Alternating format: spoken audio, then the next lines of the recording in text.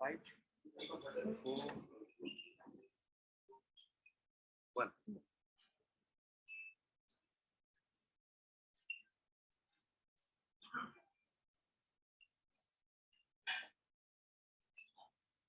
Okay, Bakshi ji, go ahead.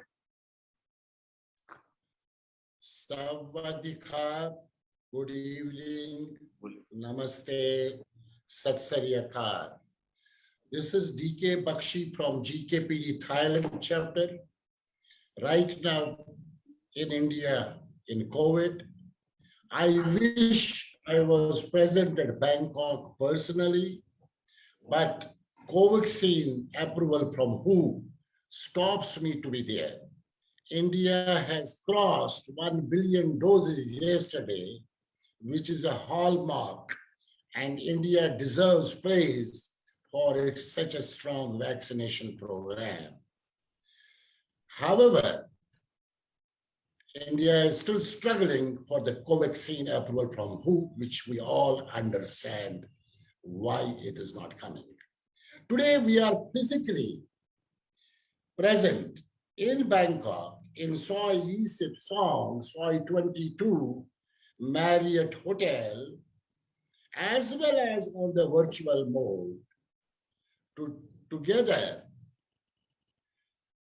go through that tough process of hashtag Black Day, 22nd October 1947. I would request everybody who is present in the physical mode in the hotel, as well as who are on the virtual mode from different parts of the world, please, let's have silence for 2 minutes for all those Kashmiri Pandits, Sikhs who have been killed, and army personnel who have been killed since 1947 in Kashmir Valley. So may I request everybody with folded hands for a 2-minute silence, please.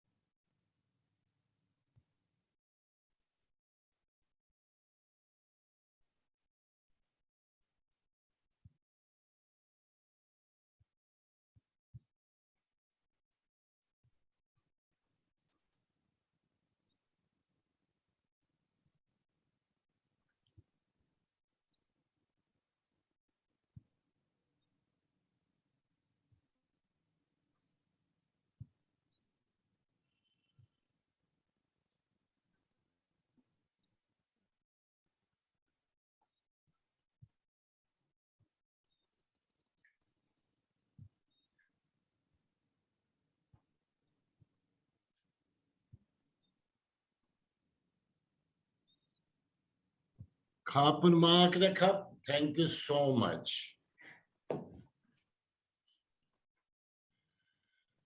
We just remembered those people, and there are thousands of people from the minority community of Kashmiri Pandits and Sikhs and the army personnel who have been killed with a proxy war.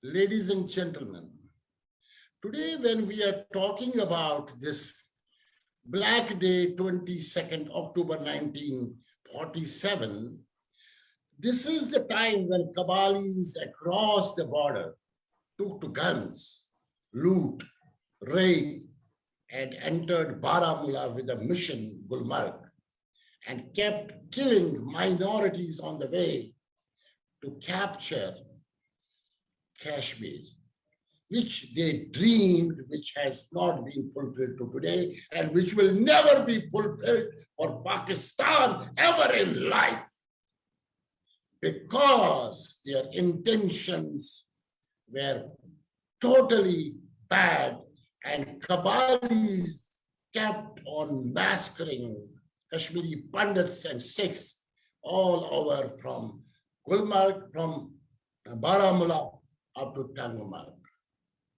This is the time when my grandfather was given 20 bullets in his chest by Kabalis from across the border.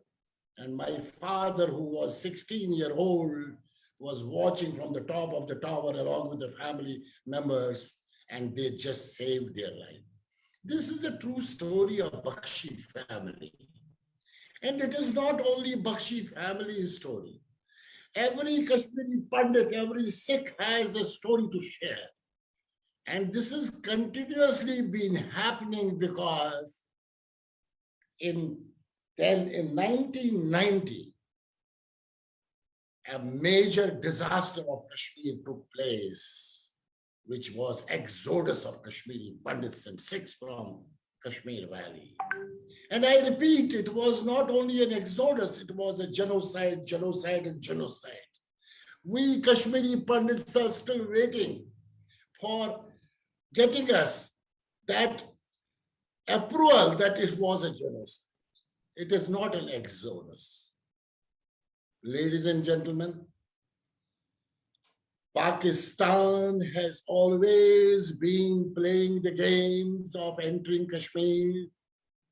Even today, the present Prime Minister, who actually was a sportsman, turned to be Taliban Khan. Imran Khan is Taliban Khan, who is trying to create havoc even now.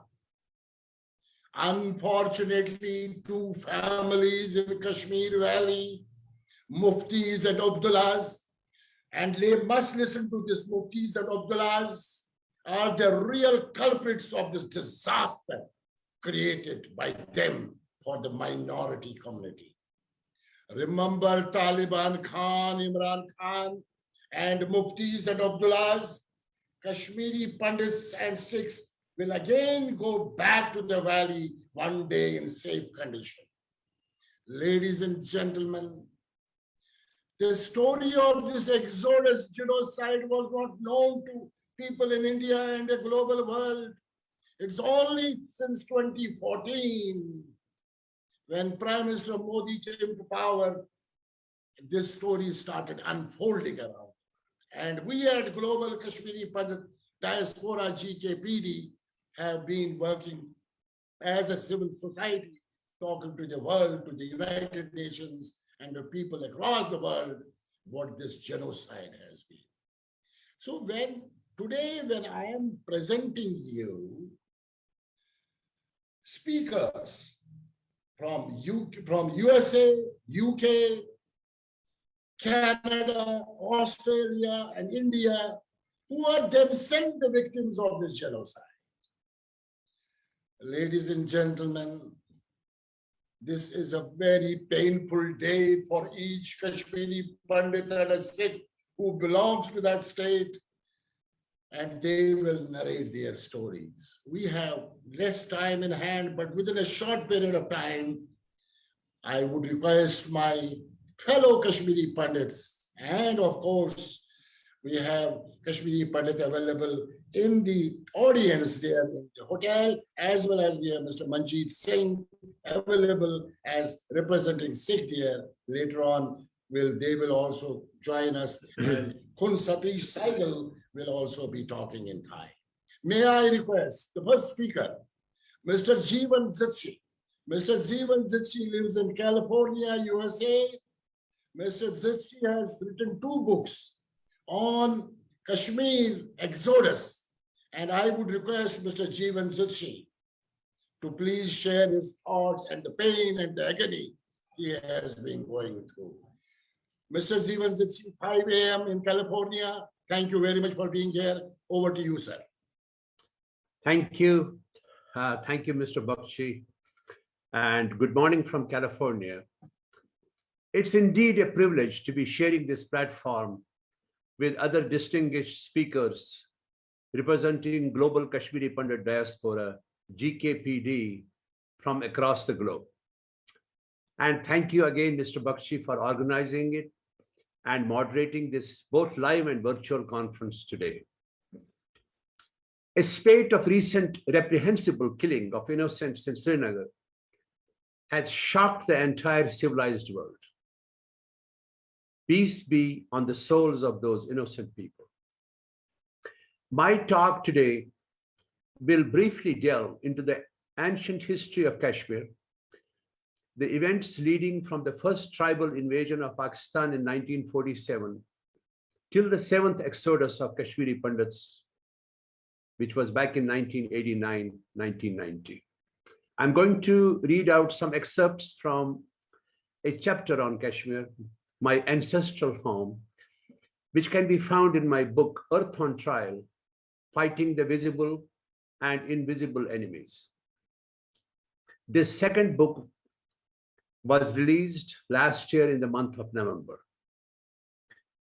Ancient Kashmir was home to a majority Hindu and Buddhist population for thousands of years and was renowned as a center for Hindu and Buddhist learning.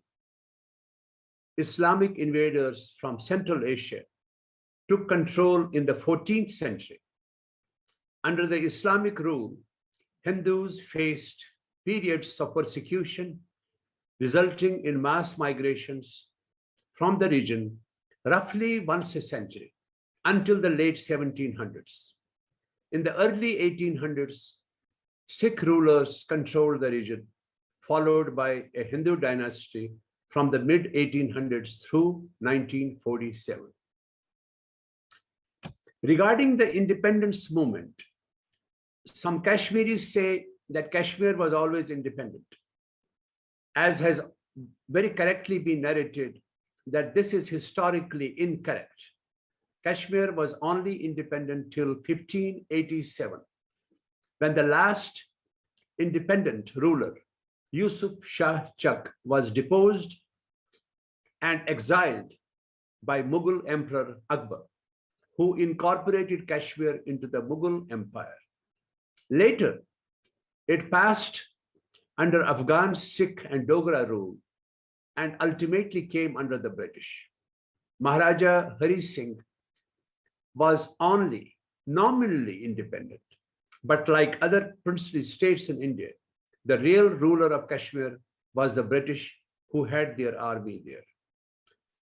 The historic region of Kashmir has a total area of 85,807 square miles and is now divided between three countries: Pakistan occupied Kashmir, and the northern areas occupied approximately 30,000 square miles. China controls about 16,000 square miles of Kashmir, while the remaining territory forms the Indian Union territories UT of Jammu and Kashmir and Ladakh. The total population of Jammu and Kashmir is 12,267,000. Muslims comprise a majority in the Kashmir Valley, while Hindus are a majority in Jammu. In Ladakh, UT, the population is 274,000. Muslims account for a slight majority with a significant Buddhist population and a smaller number of Hindus. When the princely state of Jammu and Kashmir became part of the Republic of India in 1947, shortly thereafter, Pakistani armed forces and Pashtun tribesmen invaded the area, forcing the largest Kashmiri political party to approve the accession. Indian forces were deployed to counter the attacks by Pakistan, In 1948, the United Nations Security Council passed Resolution 47, requiring all Pakistani military personnel to be withdrawn from the region before a plebiscite, which would have confirmed the people's wishes to join India. Instead, Pakistan increased its military presence and no plebiscite was held. At the time of partition, the new nation state of Pakistan, a place created for Muslims, claimed that Kashmir was an unfinished task of division. The founder of Pakistan, Muhammad Ali Jinnah, he described Kashmir as an unfinished task of division. Bhutto took it further by proclaiming a 1,000-year war with India. If this was not enough, General Zia-ul-Haq's doctrine of 1,000 cuts to bleed India fostered and nurtured separatism, terrorism, and fundamentalism, thus making Kashmir what it is today. Consequently, Pakistan became a player by supporting this deep-seated separatist agitation with finance, training, and alleged boots on the ground. To completely Islamize Kashmir, Pakistan was able to capitalize on this by financing, arming, and training militant groups across the border, and ethnic cleansing of the Kashmiri Pandits was undertaken on January 19, 1990. Many secular Muslims and intellectuals who did not become part of this also were killed. Pakistan's proxy war in Kashmir began in 1989. An insurgency sponsored by Pakistan's military and intelligence service engulfed the Kashmir Valley. Former Pakistani ambassador to the United States, Hussain Haqqani, said the ISI-supported jihad in Kashmir was rooted in the ideology of Pakistani Islamists, carefully nurtured for decades by the Pakistani military. Since then, thousands of civilians have been killed in militant-related violence. Alas, the beautiful valley of Kashmir became a bed of Islamic terrorism, and the campaign of intimidation and harassment worsened in the late 80s with a growing influence of the straight-laced interpretation of Islam propagated through Wahhabism. Thank you very much for listening, and Jai Hind. Thank you. Jeevan Zachi Sahab, thank you so much. You have been in US fighting for the cause of Kashmiri Pandits and the minorities of Kashmir Valley. Thank you for sharing. We don't have time, so we have to be limited and short. May I request Utpal Kol, GKPD International Coordinator, to share his pain, agony of what has happened to the community. And Sir Utpal Kolji, I know all of you can talk for hours, but we have a limited time, 4 minutes, please. Thank you so much. Namaskar, Thailand. Good evening, Thailand. Sat Shri Akal, Thailand. Thank you very much, Bakshi Saab and GKPD Thailand, for giving me this opportunity to talk to some of our friends physically who are seeing, and all those who are watching on Facebook and in this Zoom room. Let me tell you that state of Pakistan within 2 months decided that they will attack Kashmir, because there is a majority of Muslims living in Kashmir. And so they organized these tribals, but in fact, it was Pakistani militia, Pakistani army behind it. They attacked from 3 places: Kiran, Karna, from Uri, Baramulla, and Muzaffarabad. To cut it short, I tell you, they massacred 11,000 people, right from Muzaffarabad, Baramulla, and Kiran. And there is a book called Krishna Ganga Ki God Mein, and where Sikh women and Hindu women jumped in the Jahannam, they jumped in Krishna Ganga, and these buggers bought dead bodies out and raped dead bodies. They took 1,500 women and sold them for 2 rupees each in the markets of Peshawar.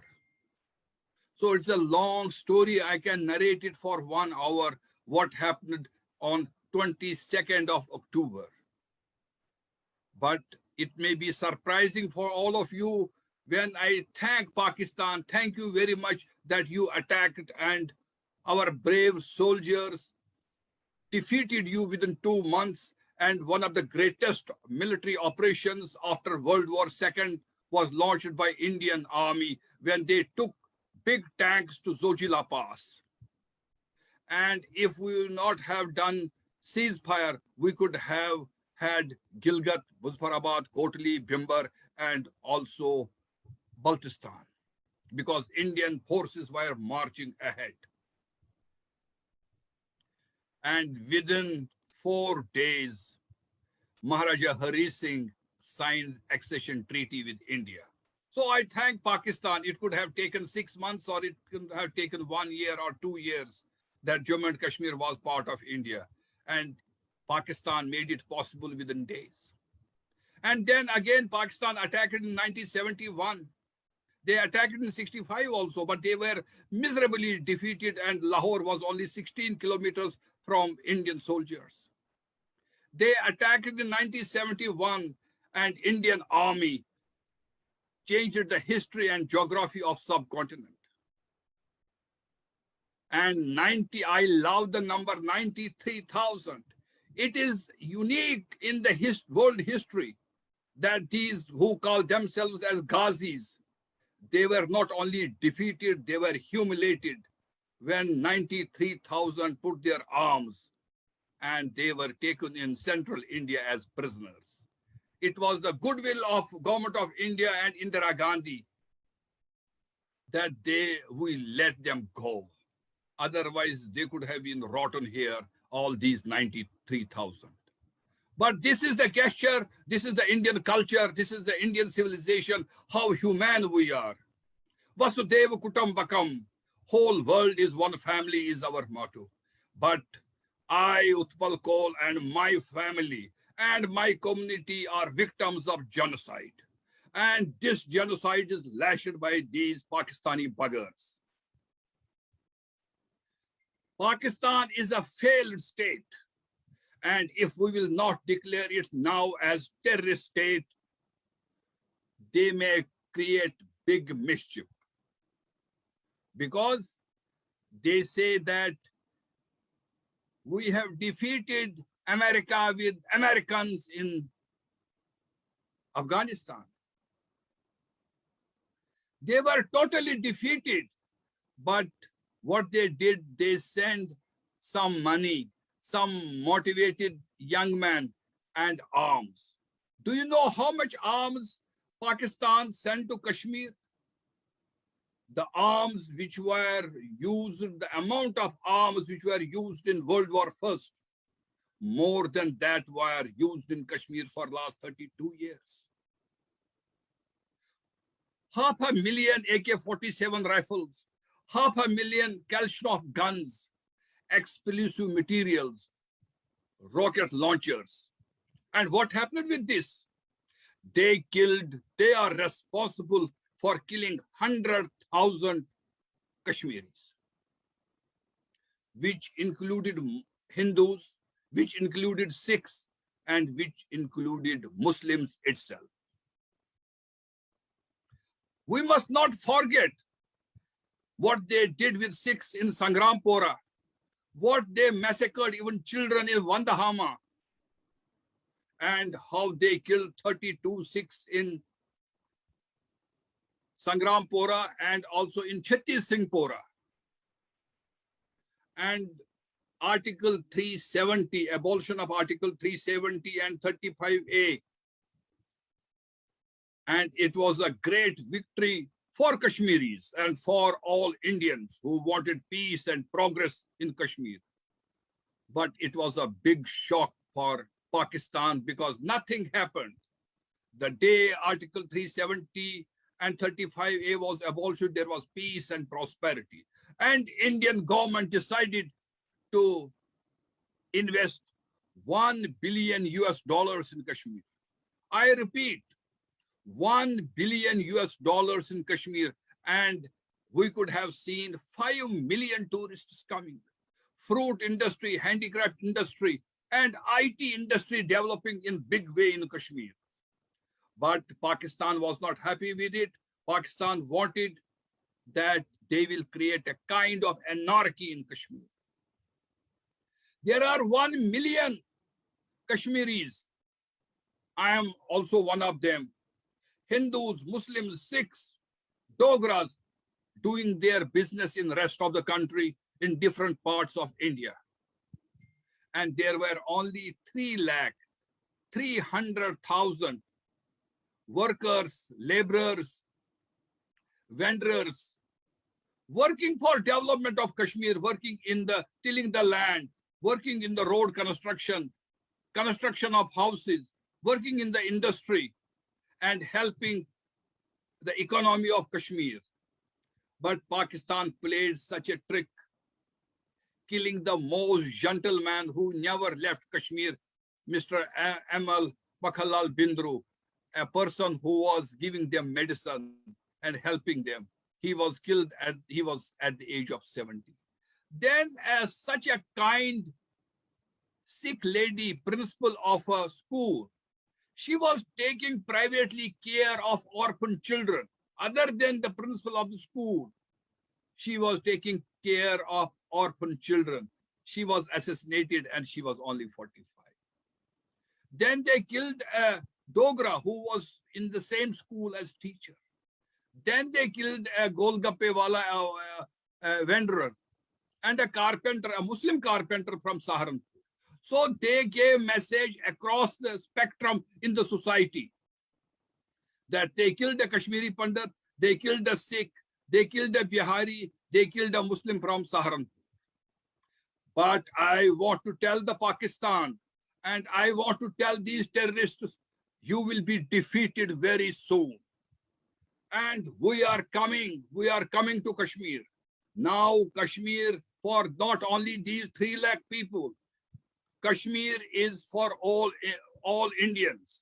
Like for all Kashmiris, India is their motherland, and for all Indians, Kashmir is their motherland. They can live and they can enjoy in Kashmir. So we are going to defeat this Taliban jihadi mentality of Pakistan. Otherwise, Pakistan is definitely going to be in hell, in big mess. Thank you very much. Thank you all for giving me patient hearing. Thank you. Thank you, Utpalji. Utpalji has been into volunteerism last 40 years, and he has been regularly working for the community. And as Kashmiri Pandits, I would like to communicate to the global world, even after this genocide and exodus, we did not take to the guns. We built our future generations like our forefathers. They focused us on education. We also focused on our child education and all our children. And today, when you see Kashmiri Pandits around the world, they are great doctors, engineers, business leaders, entrepreneurs, vice chancellors, directors of IIMs, as well as well-known Bollywood actors, sportsmen in any field. Thank you, Utpalji, for your quick deliberation. May I now request Dr. Shephalika Bhatt Kotwal. She is the GKPD coordinator from England. Please share your thoughts and the pain and the agony. Dr. Shephalika. Thank you, Bakshi. Good morning, good afternoon to everyone in Thailand. It's great to see you all listening to our story. Now, we have webinars every year on this very sad day, and here we are again. The reason we have these webinars is to share our story, because I firmly believe that there is a lot to learn from our history and what has happened to us for the international community and our fellow citizens of the world like you are in Thailand. Now, as Winston Churchill famously said, those who forget history are condemned to repeat it. So in our case, sadly, that has been the case. Our history has been forgotten. And every so many years, the history of genocide keeps repeating. So if there's anything from our story which you can take home or share with other people from our very, very sad story, I think that would be a lot of our job done today. So where should I begin? So I'll begin with 1947. Obviously, I wasn't born there. But Bakshiji has talked about his family and how they suffered. And like Utkarji said, 11,000 people died. And then but I can talk to you about 1990 because I was there. I was a teenager. I was living in Kashmir. And you can say a microcosm of what happened in 1947 happened in 1990, but it was no less ghastly because in 1990, unlike in 1947, we were living in a democratic, socialist, secular, democratic Republic of India, citizens of India. And overnight, on 19th January 1990, we were living ordinary lives like most of us are living at the moment, like you all are living, going about in our day-to-day routines. And suddenly, overnight, we were left homeless, and 600 people were killed just on that night, and in total, more than 1,500 people there died, and 4 lakh of refugees almost overnight. So you can say within a week, lakhs of families got displaced. Now, displaced, we went to our neighboring state, part of our state called Jammu. It's part of the same state, but it's away from Kashmir. And so if I will briefly touch on the night of January 1990, because I consider myself as a witness to that night. I was there. And the more I can share about that night, I feel that I have at least done something. And on that night, I was a teenager. I had just started medical school, and then suddenly I was watching television, and suddenly all the mosques started blaring things like, convert, die, or leave. And then this whole population, because we were a minority there, we were like 8% of the population. And we were scattered in pockets within the city. So, we were surrounded by the majority population, which seemed to work, at least at a superficial level till then. And suddenly all these people, they assembled on the roads, and you can imagine how horrifying that is, that you are alone in your home, not alone, I'm with my parents. And then this whole population descends outside, and they are having slogans like they are going to kill you or murder you. And it was reminiscent of what happened in 1947. And I remember my aunt who was with us, she said, this is exactly what happened then. Suddenly the whole population descends on me, and the next thing is that people are being killed, raped, murdered. So you can imagine the horror I encountered sitting in my home then. The next day we had no option.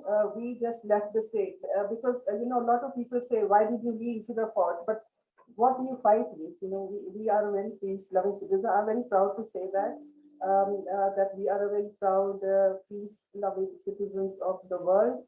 And we have no weapons at home, thankfully, apart from some kitchen knives. And we could not fight this population with kitchen knives. So we had to save our life, and so we left. And you can call that cowardice, but I call it bravery because here we are 32 years later, we're still alive to tell the tale. But sadly, a lot of people died who could not escape, who were maybe living in areas where there was no escape, or they were caught unawares. A lot of people were caught unawares. People just came into their house and killed them. So, how can you fight such a mindset? So we left. There was no option. Some of us went to Jammu, and some of us went abroad. So really, the whole diaspora is spread across the world, and here we are telling our story. Now, I also want to briefly touch on the aftermath of the exodus. As somebody mentioned, I think Bakshiji, that we are a resilient community. No thanks to anyone, but just to how we are brought up. So we focused on education, and I think that was our savior. And we were able to sustain ourselves. Now, the sad bit is that because we were displaced within our country, we did not get refugee status. Because if we had got refugee status then, if we were as aware as we are now, then maybe things might have been slightly better.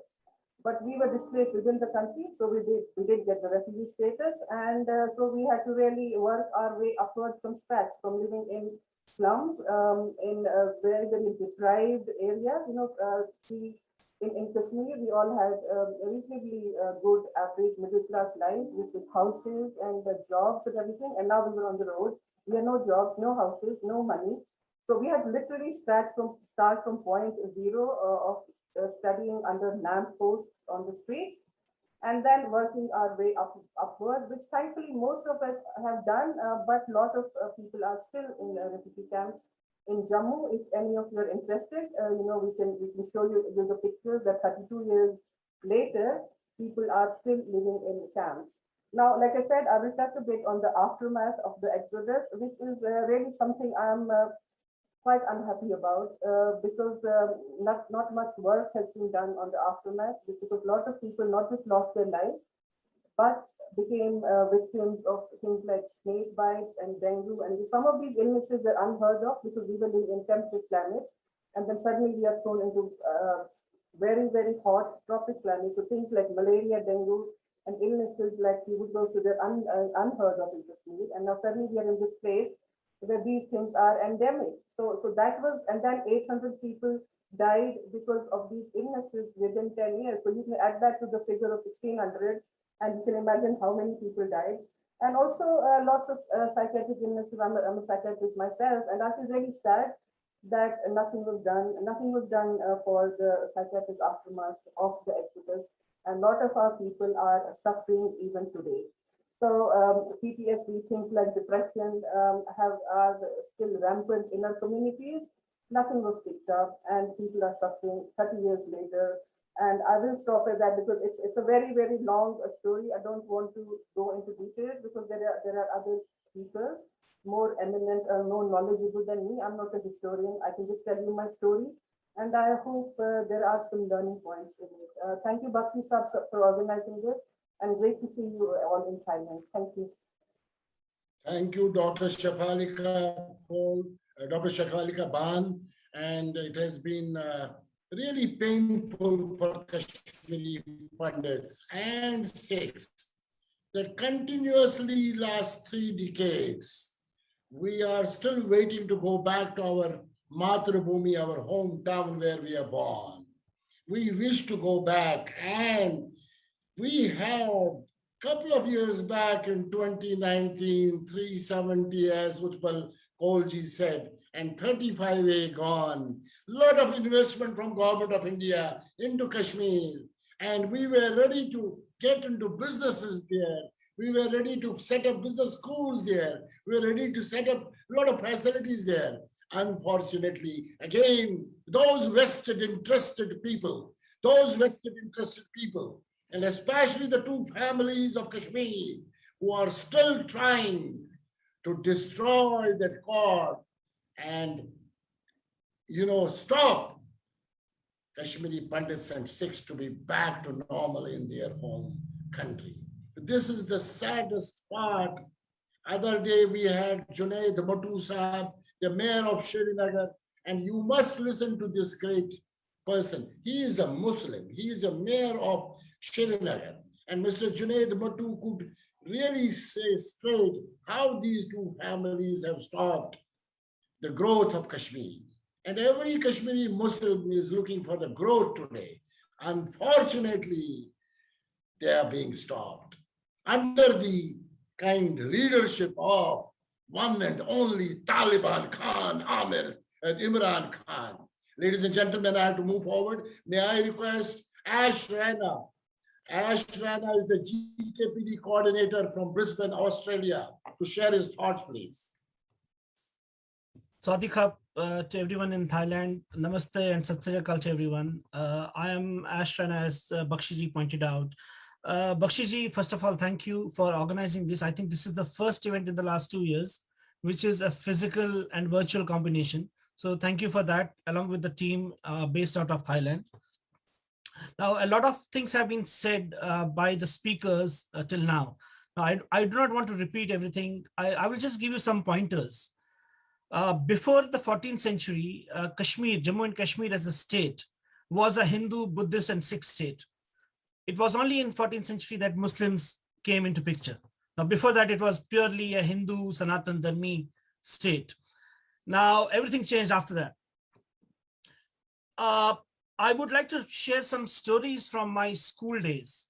Now, 1947, obviously, the Kabali raids, which everyone is talking about, and that is the day that is a bad day, which is today, 22nd of October, when Pakistani army, along with the tribal leaders, were sent through the borders of Jammu and Kashmir to loot, rape, and take control of the land. So that was the intention. Operation Gulmarg was the name given to it. Obviously, it couldn't succeed, and we know the story and we know the outcome of it. Jammu and Kashmir is a part of India. It is the crown of India, to put it that way. And I'm a proud Hindu who was living in Jammu and Kashmir and who has gone through genocide and exodus because I was a Hindu and I was an Indian at heart. And that is why we were attacked, we were raped, and we were given the option of convert, die, or leave. So those are the three options given to us, our community. And how did they do it? They did it by selective killing. Selective killing of major Kashmiri Hindus who lived in the valley. They selected one person, killed him on the road, and gave a message to all the neighbors saying, you don't belong here, so you have to leave. And then they came out with a list of Hindus who they wanted to kill. I mean, again, in this age, we're in the 21st century now. And if you are based in Thailand, I'm 100% sure that you would not agree with me that this has happened. But this has happened, all of you. This has happened. In the last 30 years, this has happened. And this has again continued to happen in the last 1 month with the Pakistani governments and ISI, which is known for this. Now, a couple of incidents. The government was hand in glove. The state government at that point of time was hand in glove. And as Bakshi Saab was pointing out, Farooq Abdullah and his family, Mufti Sayyid and his family, they were the families who ruled the state of Jammu and Kashmir. Now, they would change the merit list of engineering college, medical college, just to put their own people in there. Even though the list was with having 10 Hindus at the top, they would change the list, put 10 Muslims at the top. Again, it's unheard of. You cannot think of it in a democratic society, but unfortunately, this has happened. And this has been the root cause of our genocide. 500,000 people taken out from the valley, selective killing, and 7th exodus of Kashmiri Pandits happened in 1990, 19th of January, 1990. Now, I want to tell the world, through you also, who are listening to us, terrorism has no good or bad thing attached to it. Terrorism is terrorism. Now, if terrorism is stuck on India now, it tomorrow could strike anywhere else. Because we have seen what is happening in Afghanistan. And a sane mind would never think of nothing happening in Afghanistan or Pakistan in the next 5 or 10 years. They will wreak havoc in that part of the world. And from one place to the other, they want to have their own Sharia law, which is going to ruin the world. Now, I'm sad, I'm angry, I'm dejected with all this, but I am proud. I'm proud of the roots which I come from the Kashmiri Pandit roots, Kashmiri Hindu roots, which I come from the seat of learning, which was Jammu and Kashmir. I leave it at that so that others can speak too. In the end, I would like to request all of you with folded hands. So out of this meeting, when you go out of this room from Hilton, if you can educate 1 or 2 people in your network about our story, about our genocide, I think that will be the greatest of the actions which we would expect from all of you.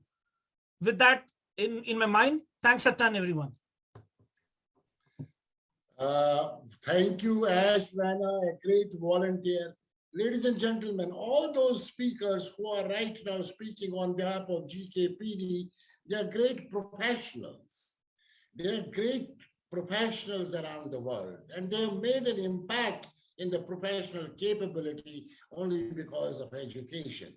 At the same time, they are the volunteers of Global Kashmiri Pandit Diaspora, which is around the world and spreading the message of our genocide. May I now go to Vidya Bhushan Dar, and the Kashmiri Pandit, who is the chapter head for Canada, Toronto. He comes from Toronto. Vidya Bhushan Dar, please go ahead.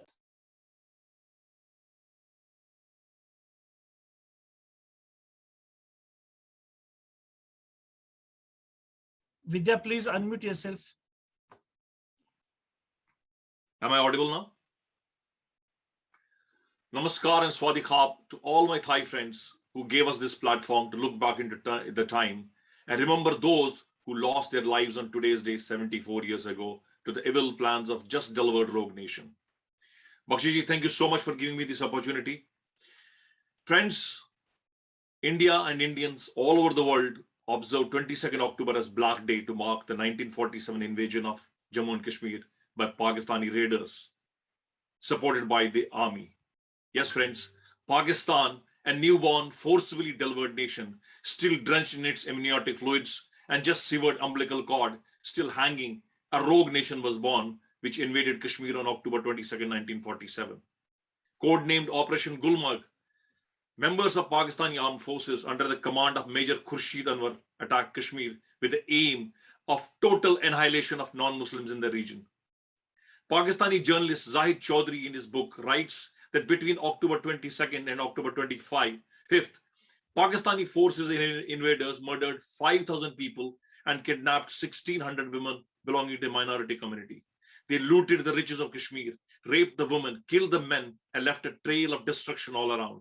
According to an estimate, 35,000 Kashmiri Hindus and Sikhs were killed by Pakistani soldiers and tribals under their command. Kashmiris of all faith resisted this invasion. Many fought and died, including 19-year-old Maqbool Sherwani, whose courage was unparalleled. Friends, Raiders in Kashmir, a book written by retired Pakistani Army Major General Muhammad Akbar Khan, who took over the reins of this war from Major Khurshid Anwar, documents Pakistan's hand behind the aggression, as he clearly states in his book that Pakistan played the role of an aggressor. We are living in the 21st century. In present day, globally connected world, it's a battle of narrative. For a very long time, mainstream Indian regime has not seen the need to play its narrative the correct way. Or probably it was part of the cancel culture and whitewash history topped with appeasement policy to speak the truth of naming and shaming the villains of peace. The villains of the peace were, of course, the Pakistani leadership and the Pakistani deep state. The story of Pakistan's inhuman activities started from this date. Baramulla, for example, a rich provincial capital. General Akbar Khan in his book talks about how a population of 11,000 people, 11,000 innocent souls was reduced to 3,000 in a 48-hour spree. The casualties were mainly Hindus and Sikhs. And gentlemen, ladies and gentlemen, rape was used as a war tool. Friends, tens of thousands of civilians lost their lives in this 15-month-long war, but it sowed seeds for the next war in 1965, followed by a war in 1971, where the Pakistani forces sharpened their war tool further, rape of hundreds of thousands of Bangladeshi women. The period between 1989 to today's 2021, 32 years of proxy war, 1999 Kargil war, and hundreds of cross-border infiltration, terror attacks, civilian bombings, and numerous hijackings. Pakistan still occupies the part of pristine land of Kashmir. The atrocities in Pakistan-occupied Kashmir continue. The proxy war in India still continues. That Pak stooges are again recreating the happenings of 1990, where another genocide was inflicted on the original Aborigines of Kashmir, the Kashmiri Pandits. Invasion by Pakistan in Kashmir was one of the first ethnic cleansing carried out by Pakistan. They did it again in 1971 in Bangladesh. They're doing it on Balochis. They're doing it on minorities, reducing them to non-existence over a period of time. They are now doing it again in Afghanistan. As we remember the brave Kashmiris who lost their lives to Pakistani support of terrorism, the world must stop Pakistan from committing any more genocide. When is the world order and the United Nations taking cognizance of what Pakistan has been doing from the day it was created? It is a known fact that Pakistan has become the terror factory of the world. Any terror event anywhere in the world has direct or indirect connections with Pakistan. World at large should remember where the world's most wanted terrorist, Osama bin Laden, was found. The Financial Action Task Force has maintained Pakistan on its grey list once again. And all I can say is that shame on FATF. What is stopping them from putting this rogue nation on the blacklist and superpowers to declare it a rogue nation? Enough innocent blood has spilled time and again. But this monster is still playing its games. At best, the perpetrators of the continuous genocide of Kashmiri Hindus, a bane of India. Ladies and gentlemen, the eminent speakers on this panel spoke about 7 exoduses. Currently, the 8th exodus is happening. Kashmiri Hindus are being killed. Hindus from other regions are being killed. Sikhs are being killed. This platform should take our voice to the United Nations and make Pakistan pay for its support to terrorism. I close my eyes and pay homage to those innocent souls who lost their lives on this fateful day. Jai Hind, Vande Mataram. Thank you very much. You can see the agony and pain of all these speakers who have been the victims of this genocide. Remember a lady being raped in front of her husband and her body being cut into pieces, and the people from the other community opening the zip and pissing on the body. This has been the disaster of our community.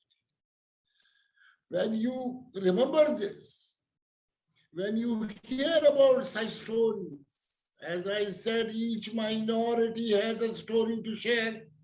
A Kashmiri Pandit or a Sikh, when you meet a lady who is living in Delhi, her husband, when the militants came to the house and they left because they said her husband is not there.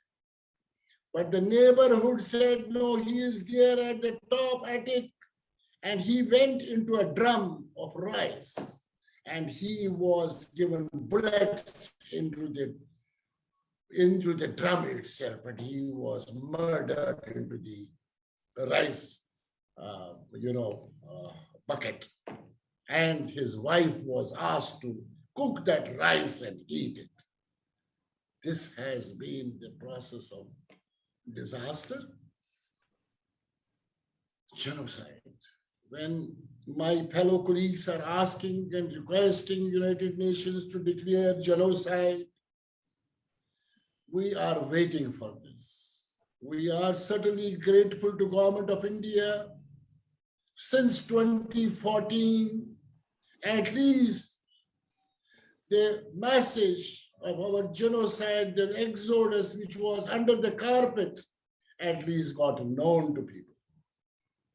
At least some of the media channels could support and give us opportunity to share our agony and pain.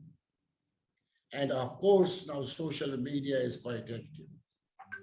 I am now requesting GKPD's youth wing lady, she is 19-year-old, Vanshrika Bhatt.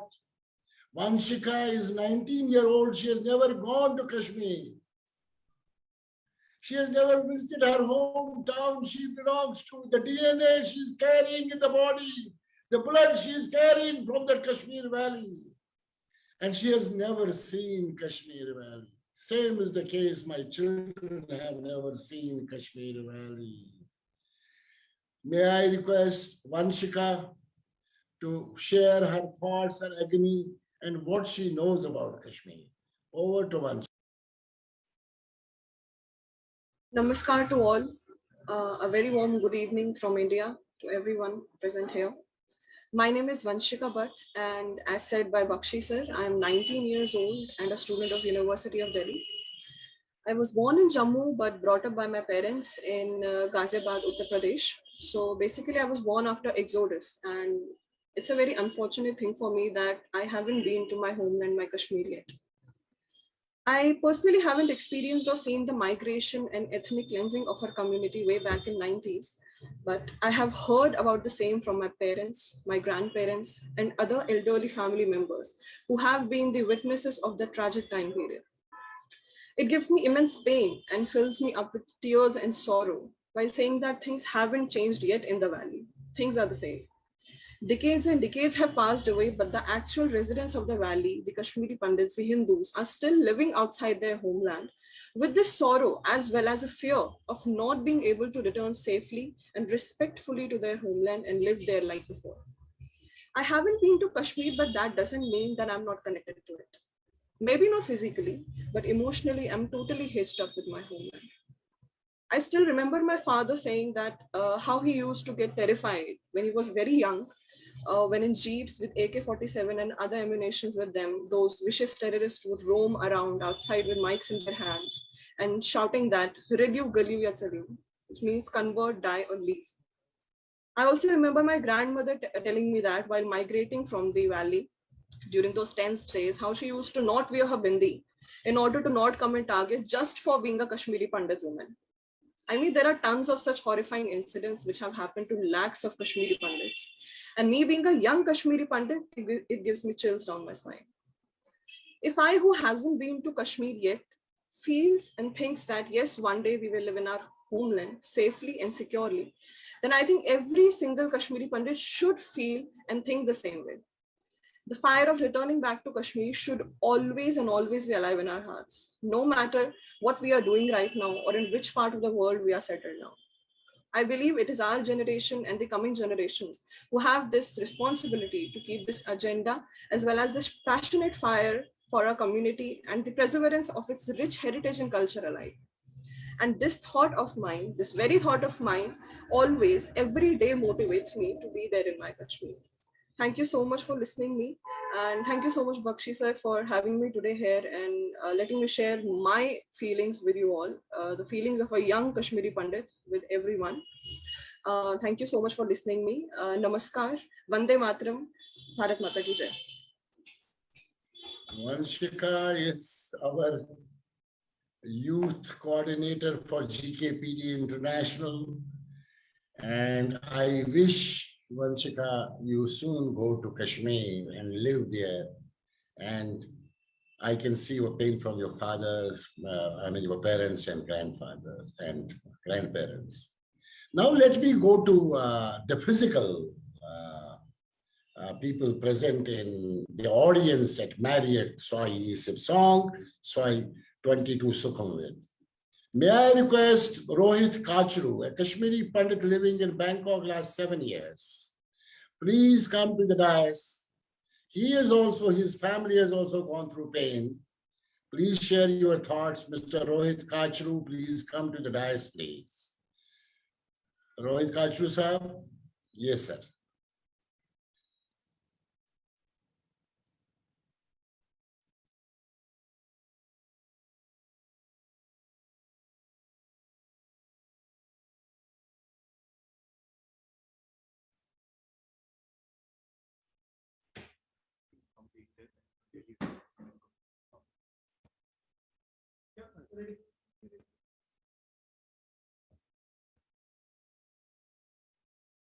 Thank you, Bakshi for the introduction.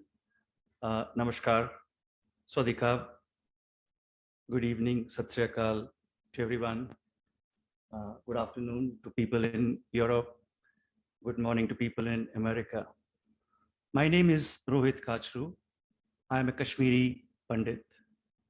I and my family have lived in Bangkok for the last 8 years. I'm happy to have been provided with an opportunity to share my experiences in Kashmir. We have spent our childhood in Kashmir, one of the most naturally beautiful places on earth. Kashmir was our home, our world, our life, and our everything. Coming from a middle-class family back then, Kashmir was the only place we knew. Except traveling to Jammu once in a while, Kashmir was my significant world for 18 years of my life. Certainly much longer for my parents and family. And suddenly, everything changed in the year 1990. Our happy existence, peace of mind was taken away, not only for me, but for my family and for my community. We were attacked, we were threatened, we were forced to flee, leaving everything behind. What was built in generations was lost perhaps in a single day when many of us decided to move to safer places in the country. Did we have a choice? No, we did not. A non-violent, highly educated community against radical Islamists, militants, and terrorists, it was a difficult balance for us. The period in time is engraved in our memory. The fear, the threatening messages, the killing of so many well-known Hindu personalities, the hurt and the sufferings. Basically, it was a genocide which was stage managed from across the border. Who doesn't know the events of 19 January 1990? On that day, mosques issued declarations that the Kashmiri Pandits were kafirs and that the males had the option to leave Kashmir, convert to Islam, or be killed. Those who chose to move out were told to leave their women behind. Well laid out plans and instructions were given to identify Pandit homes so that they could be systematically targeted or converted to Islam. My memory of those days, and in particular 19th January, is so vivid and frightening that for the next 30 years, I have never ever gone back to my birthplace. And this story is not mine alone. There are many thousands who share the same story. Fast forward to the current times, it's only since the BJP government and Modi ji came to power, and especially since year 2019, when the draconian Article 370 and 350 were abolished, that many of us got the confidence and hope that Kashmiri Pandits might be able to go back, at least sometime in our lifetime. We all saw a glimmer of possibility that we would be able to see our land and take our kids to see that place where we and our forefathers had been brought up, to relive our memories and to share them with our generation, next generations. But the happiness and hope seems to be short-lived. When we see the developments in the last few months, the anti-national elements have once again decided to wreak havoc on the minuscule minorities. The pain, the fear, the hurt has returned. Our heart and mind has grown bolder than before, yet the threat of life and security is a serious concern that will still haunt us back to the horrific events in 1990, the wounds of which are still fresh in our minds. Can we not go back to our peaceful living in our own state, in our own country, with a government which is supporting rehabilitation of Pandits in Kashmir? We ask everyone, and especially those in power and in policy making, who can influence or decide in order to make a difference. If we do not go back today, then when? We have already lost a lot of time and many things associated. We have faced immense pain and suffering that is hard to describe. And it's very difficult to express the same in words. Now is the time for quicker actions and faster sustainable results for Kashmiri Pandits. I really look forward to everyone's help and support in this serious situation. Thank you so much for your attention. Vande Mataram, Bharat Mata Ki Jai. Thank you so much, Rohit Khacharov ji, to share your pain as a Kashmiri Pandit. Now I'll go to another important community of minorities in Kashmir. And we have been talking that this exodus, this genocide is not only of Kashmiri Pandits, but our own Sikh community.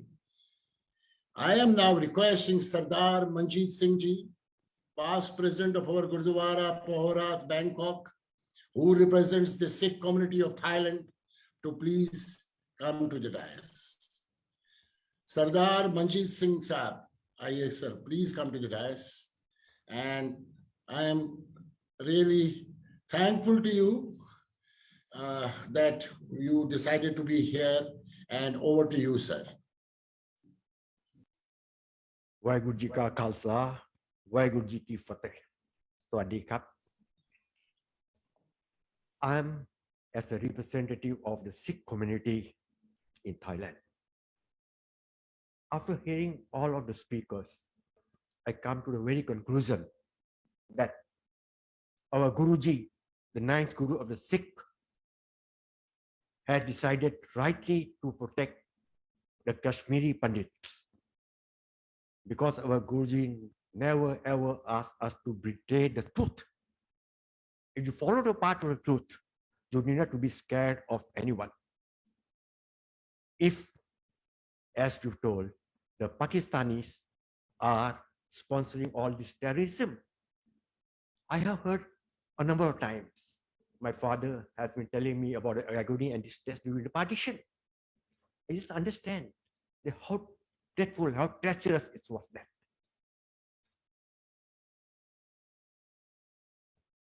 I know pity with you people all. And as a Sikh community, I pledge to be with you always. Ladies and gentlemen, it has been my privilege to be here. In the year 1947,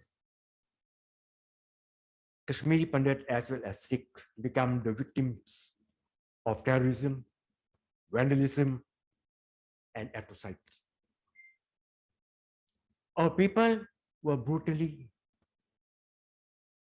attacked, raped, and murdered. Again, in the year 1990, we have been done so repeatedly. May I ask you one question? Why should we always take a slap again and again? Do not we have courage enough? I have been taught during my days that a coward died many times before his death. So need not be a coward. I know that they are not fighting face to face, because had they been fighting face to face, they would have been defeated long time back. But remember one fact also, they have just got a booster. What booster? The Taliban. The victory of Afghanistan by Taliban is give a booster to Imran Khan. What do you say, Taliban Khan? Be careful, he got a booster. And they are energetic now, and they will try the level best to put us to subdue us. And this was just a simple example that they are doing. Our principal has been killed, a Sikh principal. I do pity with them. I do pity with her, a Bedi family. And as I have been told that she run an orphan also. How can they be so inhuman? My Guruji asked me always to be human before you realize to being a Sikh. Before being a Sikh, be a human first. I stand by you, all the Kashmiri Pandit. I stand by all the Sikh family and all other minorities. And I am really, really very sorry for the bereaved family. Thank you very much. Waheguru Ji Ka Khalsa, Waheguru Ji Ki Fateh. Vande Mataram. Waheguru Ji Ka Khalsa, Waheguru Ji Ki Fateh. Khapun Maak na khap, khun manjit na khap, khapun khap. Ladies and gentlemen, this pain and agony shared by speakers already, whether Kashmiri Pandit or Sikh, the minorities of Kashmir, still living in exile in the country, as well as in the global world at various places, focusing on building the future generation. You could see Vanshrika Bhatt. This youth will take this forward. We have short life now, another 20, 25 years, but we will, and we will go back to our hometown. That is what Prutpal Kaulji always says. Hum aa rahe hain, we are coming back to Kashmir Valley. Ladies and gentlemen, with us, we have someone who is a very respected gentleman, a man of excellence. I have personally worked with him as Secretary General of India Thai Business Association. Khun Satish Saigal, the President of India Thai Business Association. And when we worked together for near about 10 to 12 years, he has been driving it very strongly, and he has been a great Indian. And I would request Khun Satish Saigal to please share his thoughts. And Mr. Satish Saigal is going to be speaking in Thai. 60 years in Thailand, and he has been the advisor to almost 6 commerce and industry ministers of Kingdom of Thailand. Satish Saigal ji, please take the podium, and over to you for next. You asked me, give me more time. I will give you at least 6 minutes time to speak in Pasa Thai. So DKG, before Satish comes on the stage, Yes. we have Dr. Kiran Bedi with us on the Zoom. So you might want to. She's on the Zoom. Oh, she's already here. Yes, she is. Yeah. Namaskar, Kiran Bedi ji. Namaste. Her Excellency, Dr. Kiran Bedi, welcome to this evening. It is the first time physical and digital mode. We are celebrating, rather we are focusing on our hashtag Black Day, 22nd October 1947, when the genocide of Kashmiri Pandits and Sikh community started. So Khun Satish Saigal, then can we have you, Khun Satish Saigal, can we have Dr. Bedi first, and then we can have Khun Satish Saigal? You will stay here? Okay. Okay, Dr. Bedi is, I need not introduce Dr. Bedi because she is well known around the world. Khun Satish Saigal, please come on the dais, please. Khun Satish Saigal not up.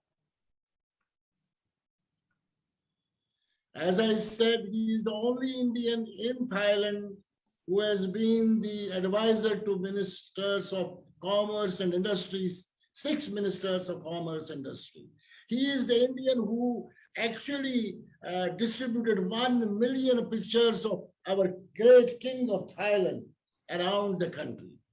Khun Satish Saigal, as president of India Thai Business Association, has been taking up issues of India and Thailand together. And I had the honor of working with him as a Secretary General for near about 10 to 12 years time. Khun Satish Saigal, over to you, and you are going to be speaking in Pasa Thai. And go ahead, sir. DK, I thought Shri Kiran Bedi was going, since she's online at the moment. I can wait. I'd love to hear Shri Kiran Bedi. She visited Thailand a few years ago, and I feel a privilege to hear her. I am a great admirer of Shri Kiran Bedi, so I'd very much like, may I suggest that we listen to Shri Kiran Bedi before I present my views? I'll be happy to hear him first. I think you go ahead, Satish Saigal, you go ahead, and then we'll have Dr. Kiran Bedi, and that is better because that is the format. Okay. Go ahead, Satish Saigal. Go ahead.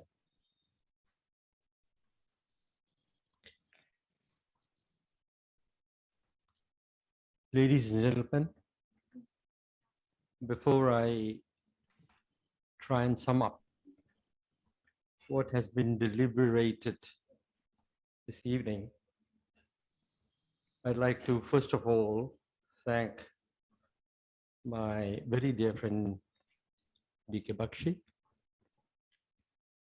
who I must say is a great friend of Thailand. He lived in Thailand for many, many years.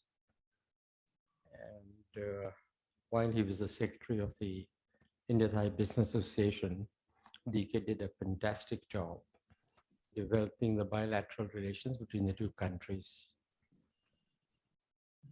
On that note, with the permission of all my friends overseas and those that are present here this evening, may I make my presentation in Thai. Before I start with my presentation, may I tell you a little bit about the Indians in Thailand.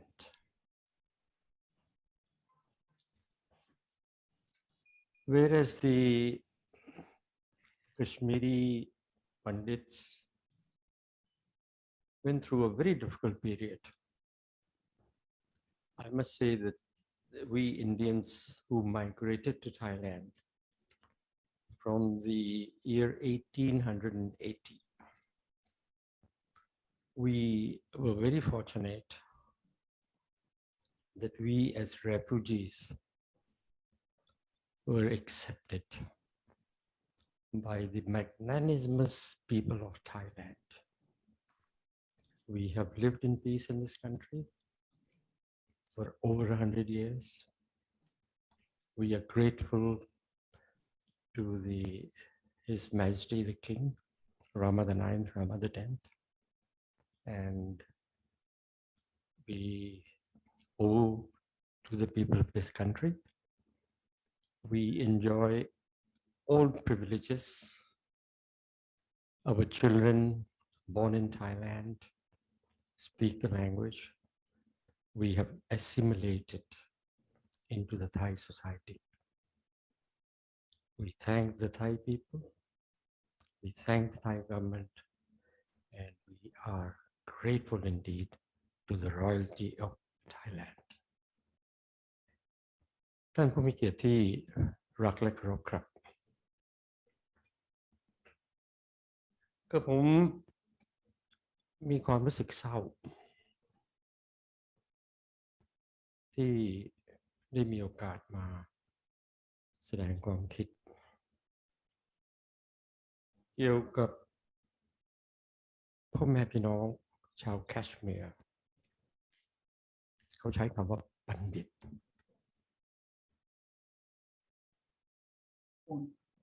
ผมศึกษาประวัติศาสตร์มาได้รับการศึกษาในประเทศอินเดียที่มหาวิทยาลัยเดลีและช่วงที่เป็นนักศึกษาที่มหาวิทยาลัยเดลีก็ได้มีโอกาสศึกษาประวัติศาสตร์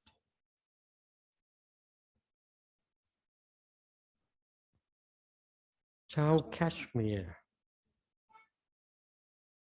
ปัญหาของชาวแคชเมียร์เนี่ยไม่ได้เพิ่งเริ่ม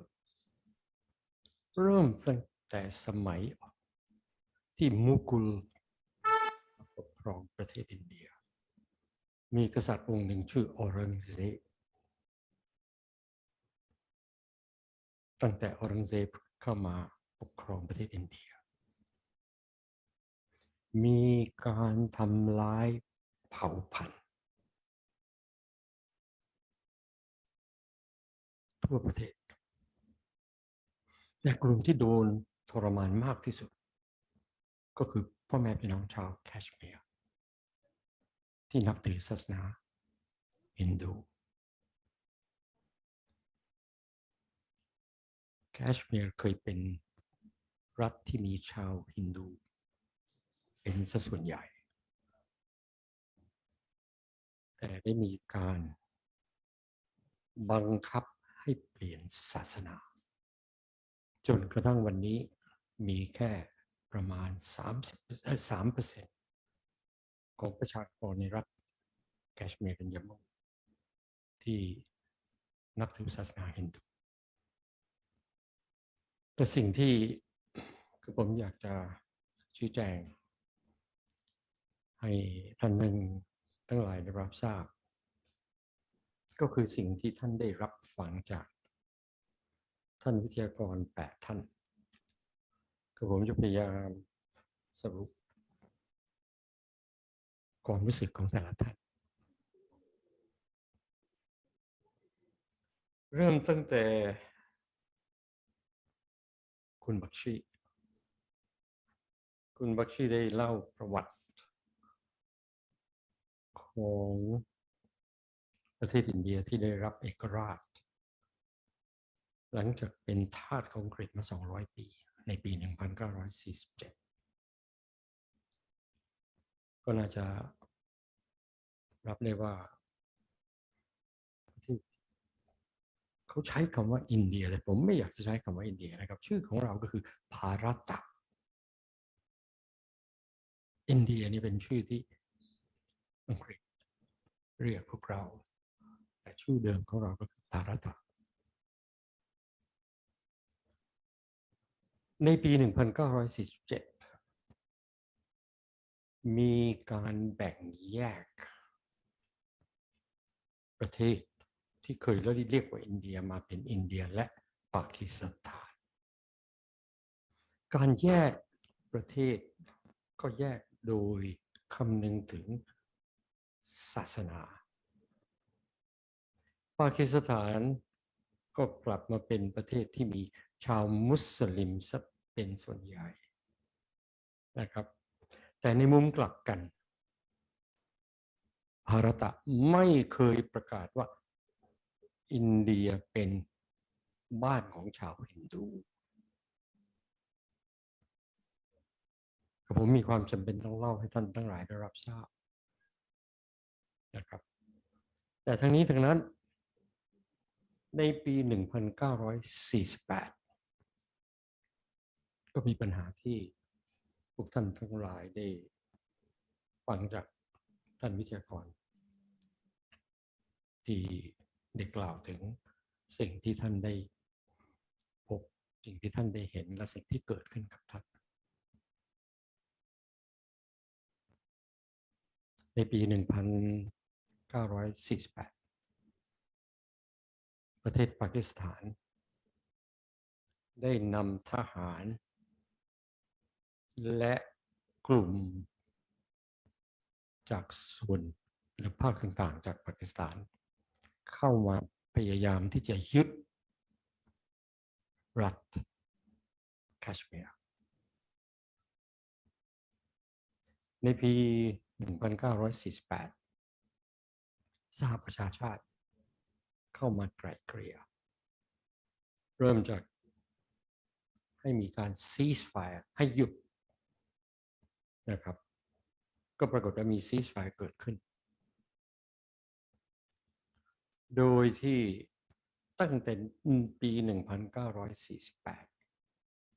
ปากีสถานไม่เคยยอมรับว่าจัมมูแอนด์แคชเมียร์เนี่ยเป็นส่วนหนึ่งของอินเดียเป็นปัญหาที่มีมาตลอดจนกระทั่งทุกวันนี้นายกรัฐมนตรีแต่ละท่านของปากีสถานเนี่ยมองอินเดียเป็นศัตรูมาตลอด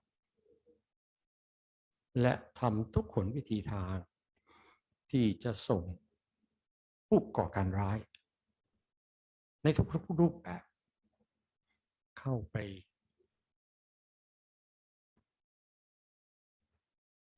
ทำทุกอย่างกับ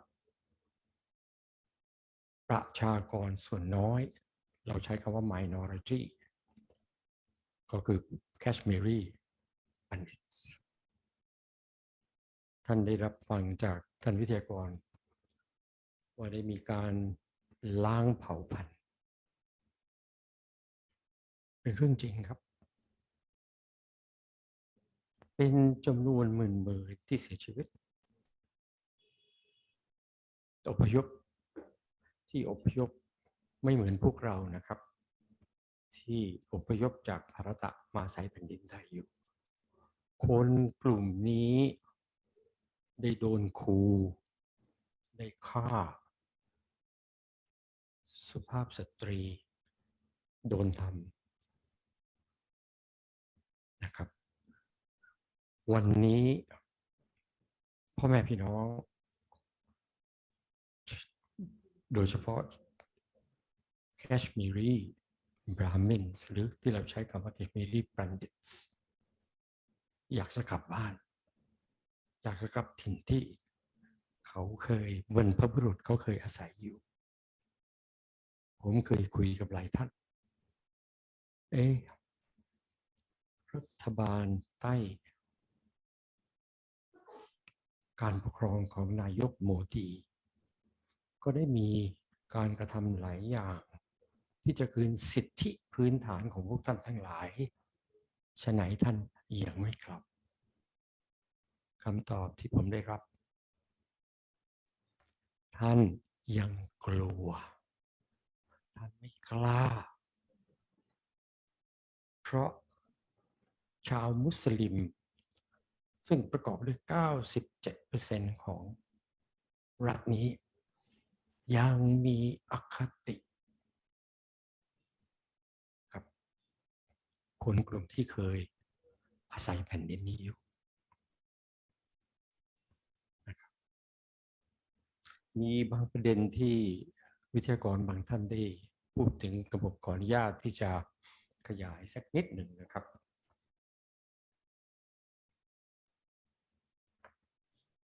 ท่านบอกว่ามีการฆ่าในปี 1990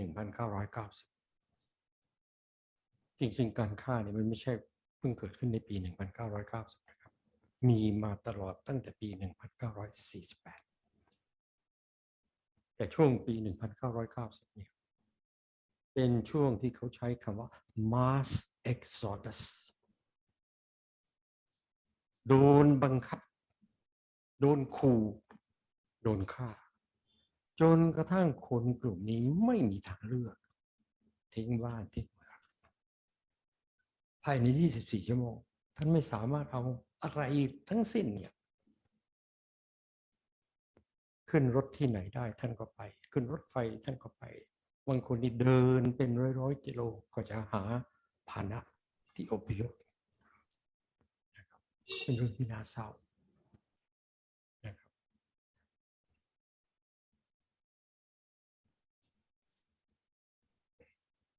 ท่านพูดถึงเผ่าต่างๆนะฮะก็มีพวก Brahmins เราใช้คำว่า minority ก็คือกลุ่มน้อยมี Brahmins มี Sikh มี Dogra กลุ่มที่เราใช้คำว่ามี Buddhist แถวละดาร์กนี่ Buddhist ทั้งนั้นเลยนะครับเคยอาศัยแผ่นดินนี้อยู่แต่โดนบีบโดนบังคับโดนขู่โดนเข็นจนกระทั่งไม่มีทางเลือกวันนี้คนกลุ่มนี้กระจายอยู่ทั่วโลกไม่ได้เต็มใจไปที่ไหนเลยนะครับไม่มีทางเลือกเป็นกลุ่มที่น่าสงสารก็ผมถามอยู่ตลอดและสหประชาชาติแชมเปี้ยนของ democracy freedom of the right to live ท่านหายไปไหนซีเรียมีปัญหาท่านร้องท่านพูดแต่สำหรับ Kashmiri Pandit เนี่ยนอกจากท่านจัดเรื่อง ceasefire เนี่ยท่านไม่เห็นเคยทำอะไรนะครับผมอยากจะขอบคุณรัฐบาลท่านโมดีท่านนำปัญหานี้มาให้ประชาชนทั่วโลกได้รับทราบว่าคนกลุ่มหนึ่งที่เคยอยู่ในรัฐแคชเมียร์รัฐจัมมูแอนด์แคชเมียร์เนี่ยวันนี้อยากจะกลับบ้าน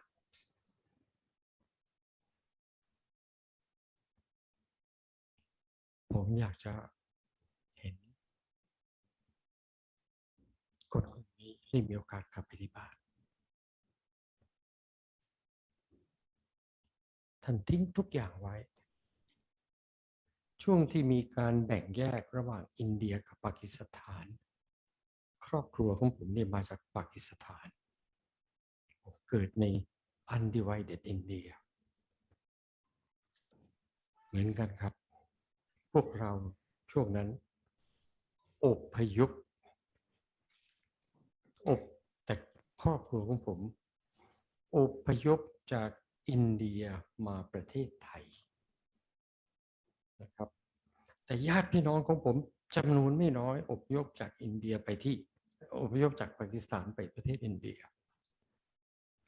แต่รัฐบาลอินเดียได้มี compensation package ท่านทิ้งบ้านอยู่ที่ปากีสถานพอท่านอพยพมาที่อินเดียรัฐบาลก็ชดเชยหาที่ให้ท่านอยู่ช่วงแรกก็มี refugee camp นะครับในแคชเมียร์ก็มีปัญหาแบบเดียวกันรัฐบาลพอเห็นว่ามีการทรมานมีการข่มขู่ก็มีพวก refugee camps เกิดขึ้นแต่ชีวิตใน refugee camp เนี่ยเป็นชีวิตที่น่าสงสารคนส่วนใหญ่ก็เลือกที่จะไม่อยู่ใน refugee camp เดินทางออกไปแต่ละจังหวัดในประเทศอินเดียนะครับคุณสติชนะครับथोड़ा सा just another ประวัติ 1 ศา minute สตร์ไม่เคยจารึกความเป็นจริงโดยเฉพาะสื่อตะวันตกท่านไม่เคยพูดถึงสภาพของ Kashmiri Brahmins นะครับพอถามถึงท่านก็บอกว่าท่านเป็นกลางแต่ท่านกลางท่านจะซ้ายมากกว่าหรือขวามากกว่าแต่ท่านไม่เป็นกลางพอทางคุณบักชีแจ้งให้ผมทราบว่าท่านกำลังจัดเสวนา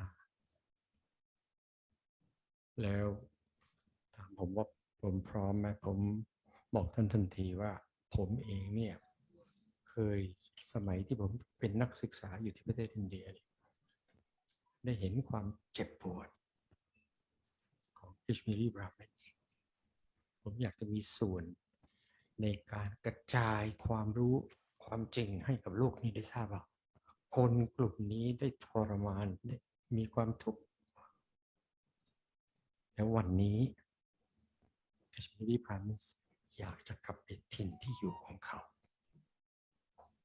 ผมหวังว่าสักวันนี้ในช่วงไม่ช้าคนกลุ่มนี้ที่โดนทุกข์โดนทรมานเสียญาติพี่น้องเป็นจำนวนหลายหมื่นจะมีโอกาสที่กลับไปถิ่นที่อยู่ของเขาสวัสดีครับขอบคุณมากนะครับคุณสติชไซเกิลนะครับ you have always been a great spokesman for our Indian and Thai community in Thailand, and you will require a lot of time to speak, I know, but with the time, you could at least finish well in time. Ladies and gentlemen, now we have with us one of the most respected personalities of our country, of India, known as Her Excellency Dr. Kiran Bedi. She is known as one of the most trusted persons in the country. Couple of times there has been nomination in the country to nominate the most trusted personalities of India. And ladies and gentlemen, all the 3 times, whenever this was done in the country, her name was always there among top 3. And I wish to tell you who are the other 2. Other 2 is our great President of India, Dr. Abdul Kalam, and Infosys Chairman, Mr. Narayan Murthy. And Dr. Bedi has been consistently known as the most trusted personalities of the country. She has been the first IPS officer of the country, ladies, and she has been known for her devotion, dedication, commitment towards policing, and policing in a right way. She is a firm believer of developing leaders creating benchmarks, and never afraid of taking certain decisions which are in the interest of the discipline.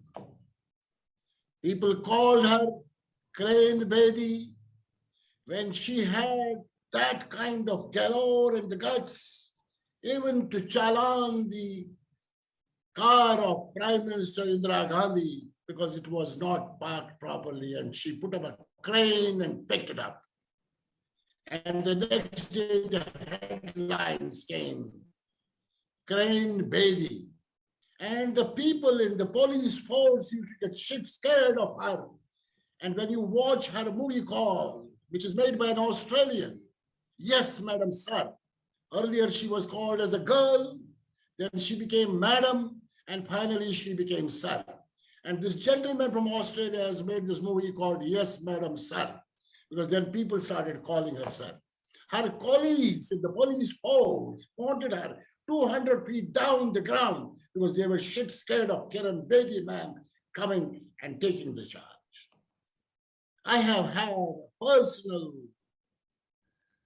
mentoring by her over the last 2 decades. I am her mentee and she has been my mentor.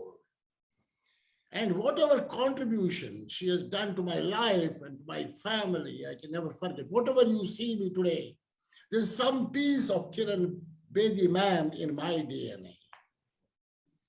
When you look at her, Legacy Award winner of the world, Tihar jail benchmarking, case study of the global world, entire global world looks at the Tihar jail case study, and she was sent on a punishment there, but she turned that punishment into something which was unbelievable, unknown and unheard.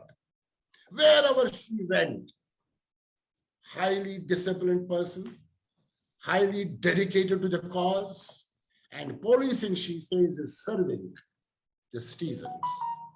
And I made a program on policing at the heart of people, because when I admire her as my mentor, and with me, she is today first women power on hashtag women power, a global movement, 20 countries around the world.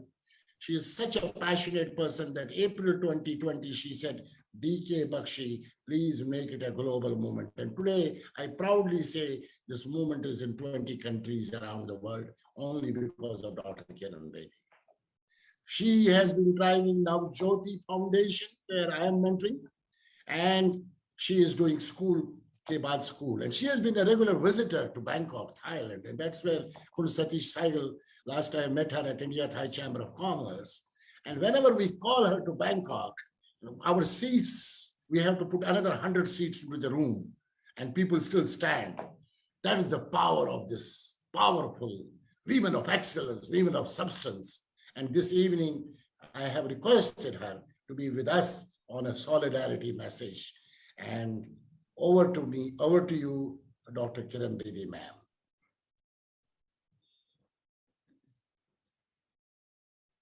Thank you, Bakshi Saab.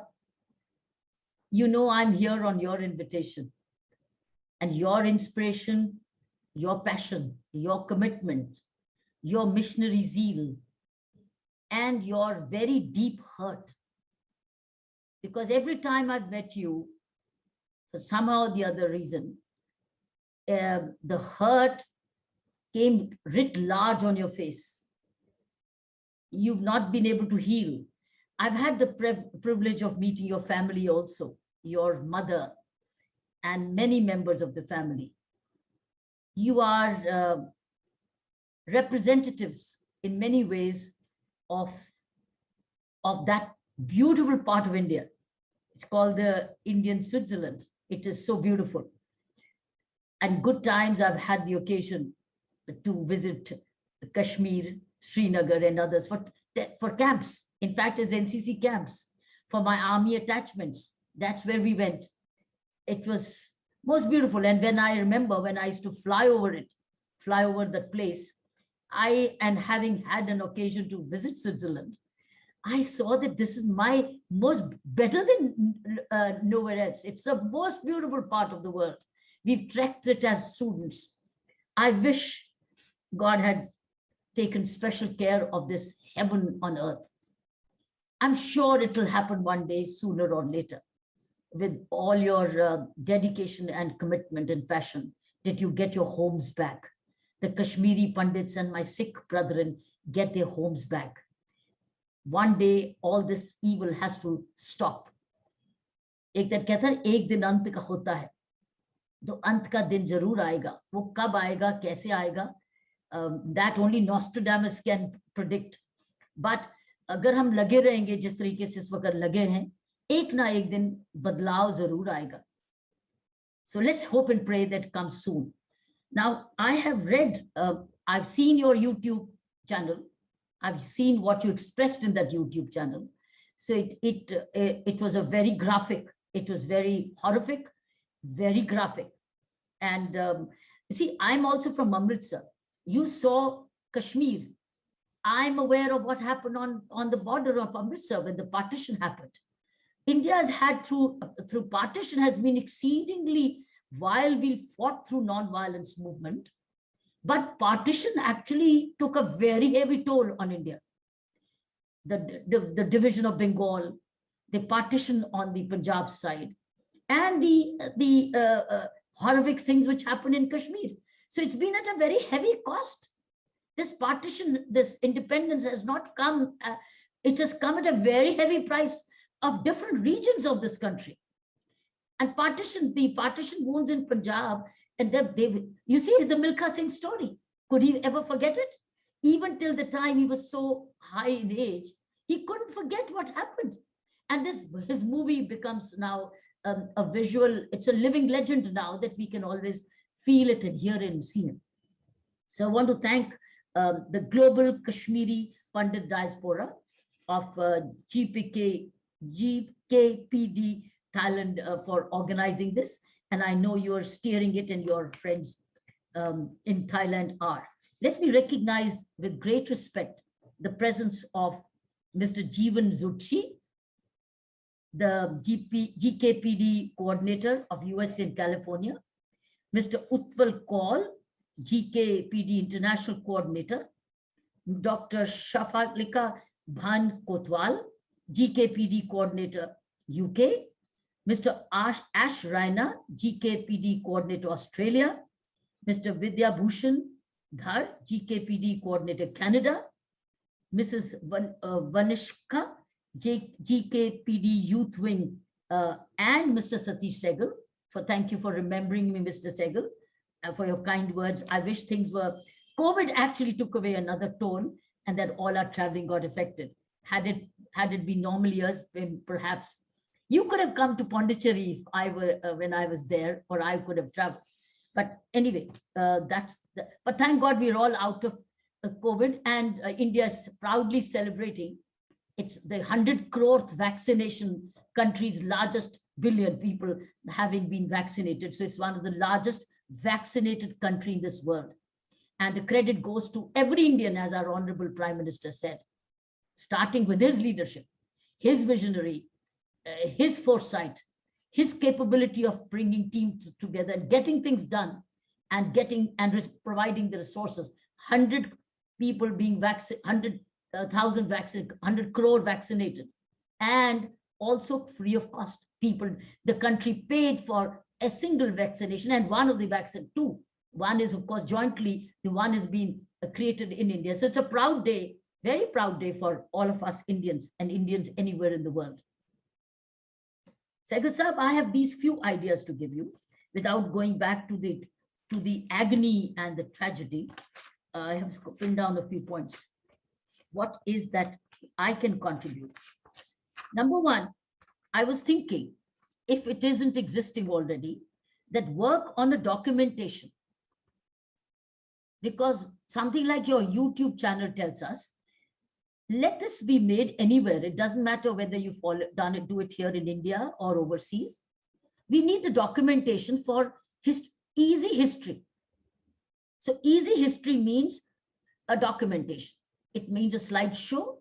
It means a documentary film.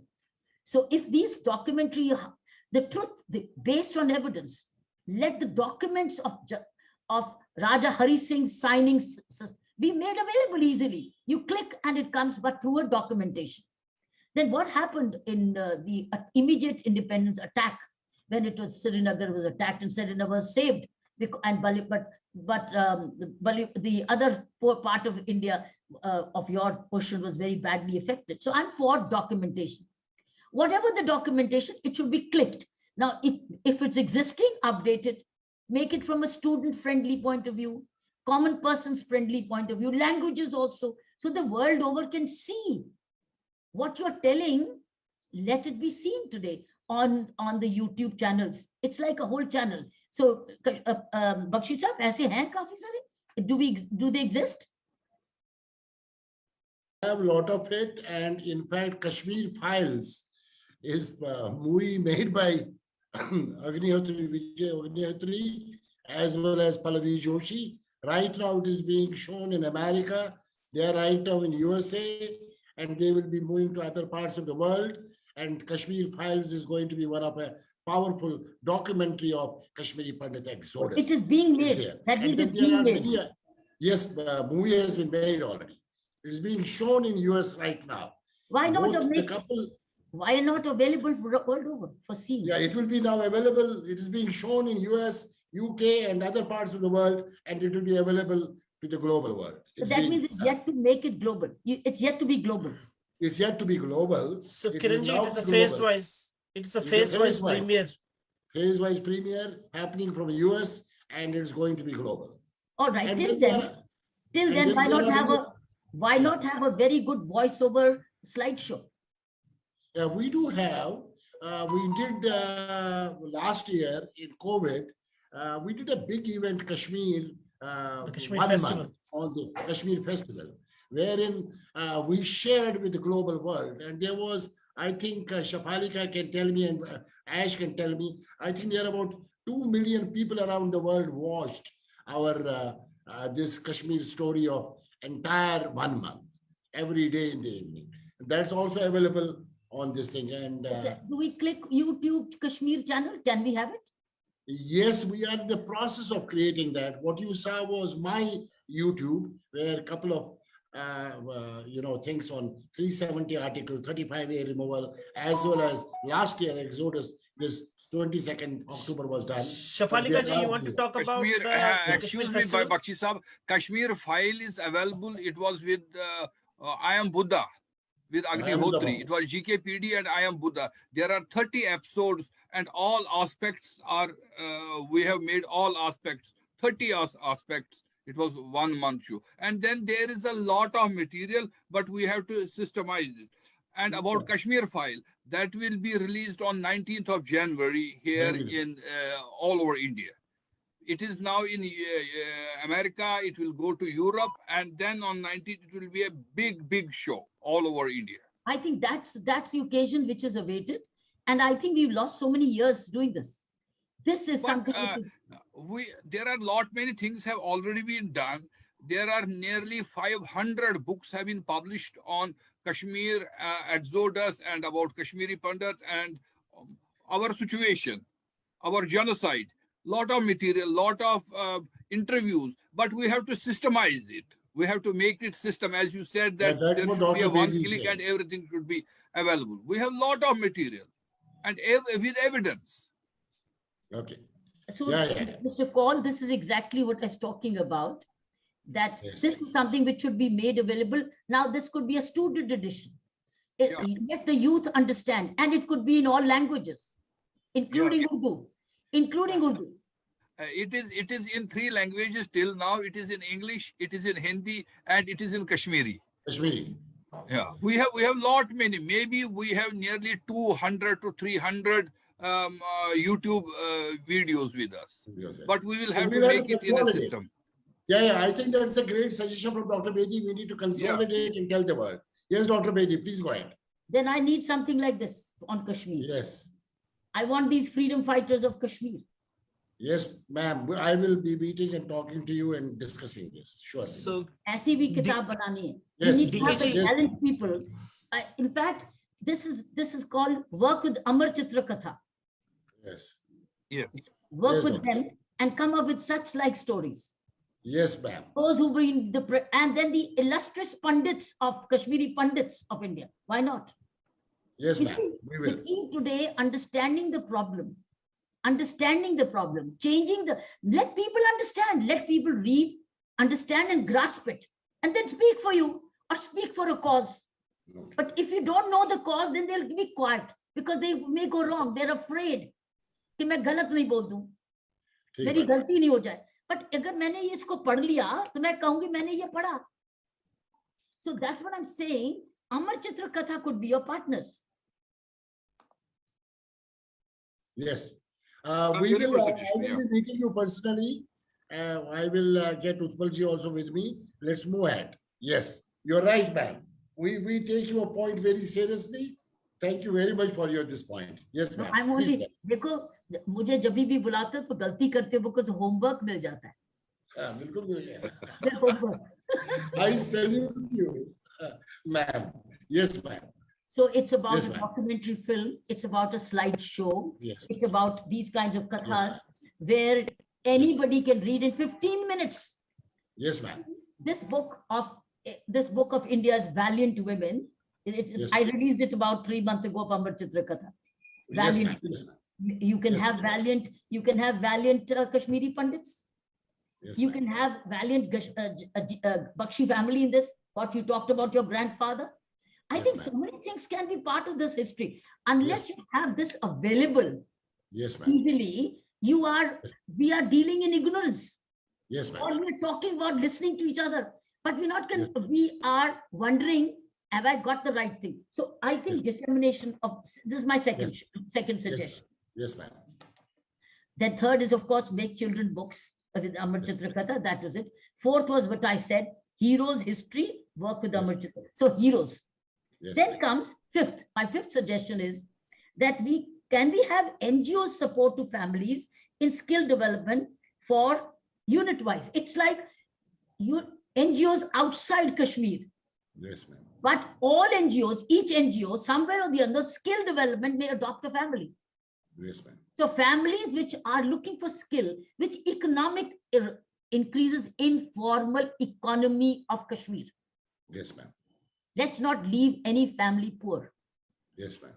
So can we have NGOs around the world? Around the world, adopt a family. That means families needing this kind of skill. So that means a data bank. Yes, ma'am. So NGOs in India, Yes, ma'am. NGOs overseas, Yes, ma'am. pick up work with these families directly, without Yes. making noise about it. Yes. Strengthen that means India for Kashmir, India for J&K.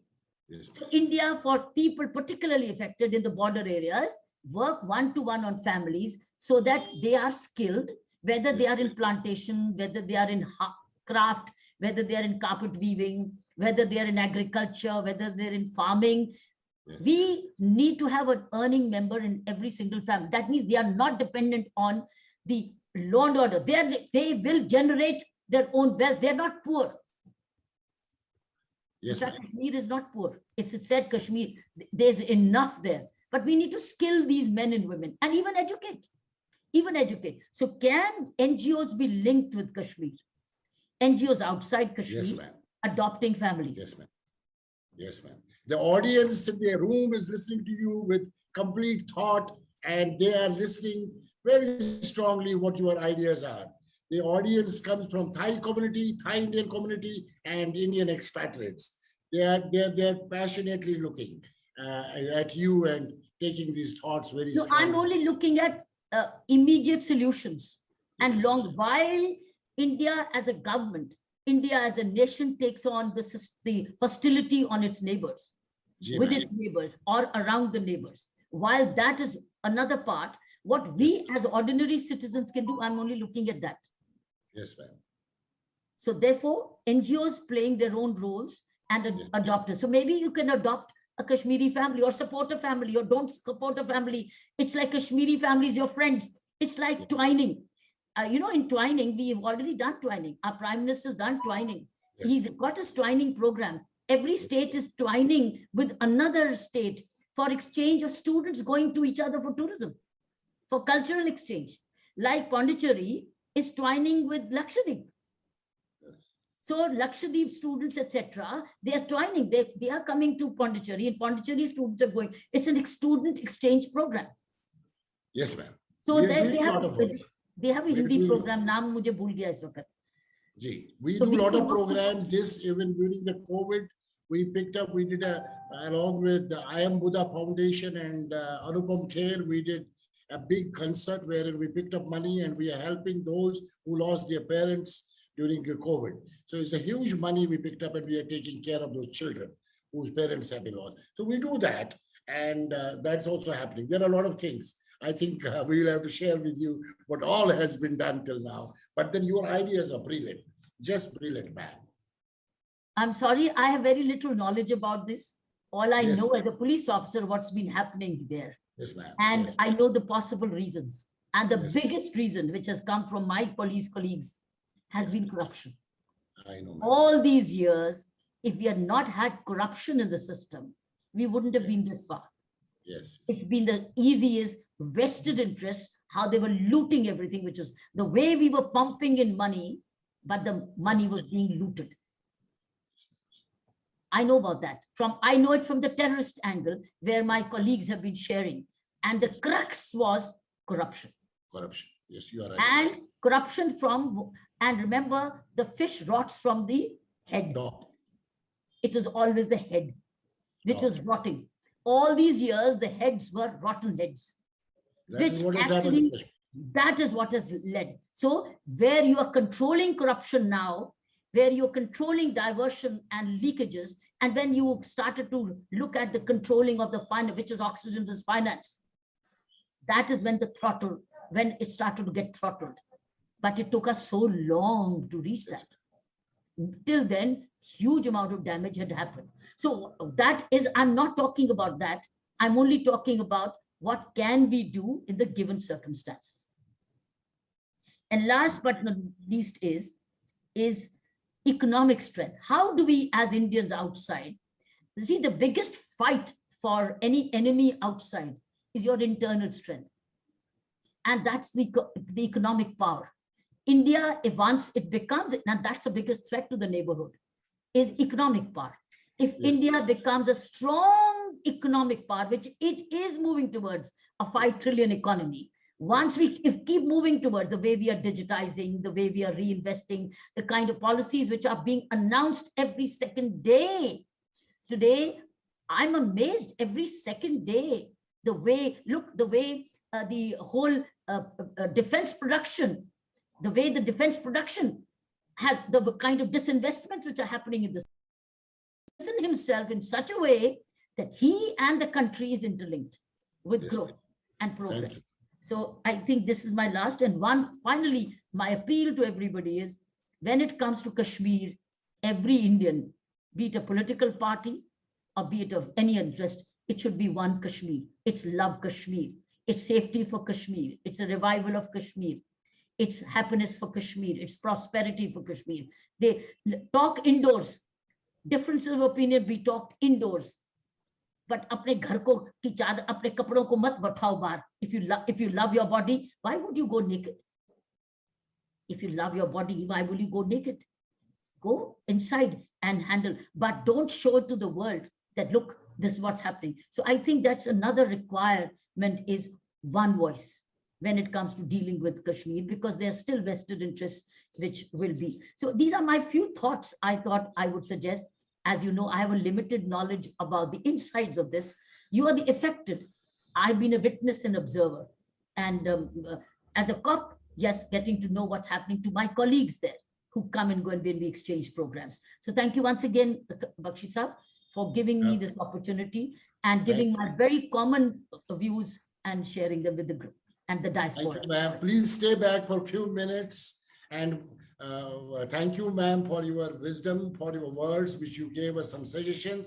We will take it forward. I will personally meet you and take it forward. In the meanwhile, please stay for a few more minutes. We are closing now. Can I request from the audience, Alka Gupta ji and Deepa Singh ji to come, and they have a patriotic song. Can they come to the dais, please? Quick one. Alka Gupta ji and Deepa Singh ji, the two Indian women power in Thailand. Please come to the stage. And ladies and gentlemen in the audience and on the Zoom, please unmute yourself. Let's sing the song along with them together. This is a very powerful song. I've been singing it at many universities, many business schools, many corporate houses, because before getting to the business, समय की सीमा है, इसलिए Yes, please, संक्षिप्त में ही ये जो भी ये कार्यक्रम में होगा। कश्मीर हमारा ताज है, कश्मीर हमारा क्राउन है, मुकुट है, और कश्मीर के भाई बहन हमारे जेम्स हैं, नगीने। कहते हैं कि इतिहास अपने आप को दोहराता है, तो इतिहास हमारा जो गौरवपूर्ण हमारा जो इतिहास रहा है, भारत का इतिहास, वो फिर से आएगा। भारत पुनः विश्व गुरु बनेगा। और ये क्यों बनेगा? क्योंकि अब अच्छे दिन आ चुके हैं। बिल्कुल। ये जो 4 मिनट आगे के होंगे, इसमें एक गीत के माध्यम से भारतवर्ष के गौरवपूर्ण अतीत को मैं बताऊंगी, लेकिन उसके साथ साथ मुझे आप सब से, जितने यहाँ पर ऑडियंस है, एक छोटा सा प्रॉमिस लेना है। क्या आप सब 4 मिनट मेरे साथ रहेंगे? तालियों के साथ हाथ उठाकर बोलिए, हाँ हम रहेंगे। और जब मैं हाथ उठाऊंगी तो आपको ये बोलना है, वो भारत देश है मेरा। और ये इसकी गूंज इतनी तेज होनी चाहिए कि 3000 किलोमीटर दूर बैठे हम भारत के सपूत, हमारे देश की मिट्टी हमारी तालियों की गड़गड़ाहट से उड़नी चाहिए, उसकी खुशबू बिखरनी चाहिए। जीवन जची साहब, unmute yourself. Everybody to unmute on the Zoom also. Yes, please go ahead. Alka ji, Deepa ji. ये गाना बहुत क्लोज है मेरे हार्ट के साथ, इसके बहुत यूट्यूब से मेरे। चलिए शुरू करिए। Let's be with them. Ladies and gentlemen in the audience, everybody to be together with the song. Vanshika, unmute yourself. Everybody to unmute. Jeevan Zachi Sahab, unmute yourself. Yeah, He's doing that, DK, you can start. Yeah. करिए शुरू। अलका जी, दीपा जी। गुरु ब्रह्मा गुरुर्विष्णु गुरुर्देवो महेश्वर गुरुर् साक्षात् परब्रह्मा तस्मै श्री गुरुवे नमः।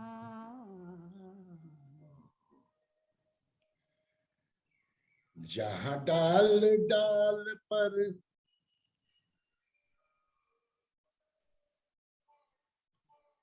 रोके नहीं हो रहा है आपका। डाल डाल पर सोने चढ़िया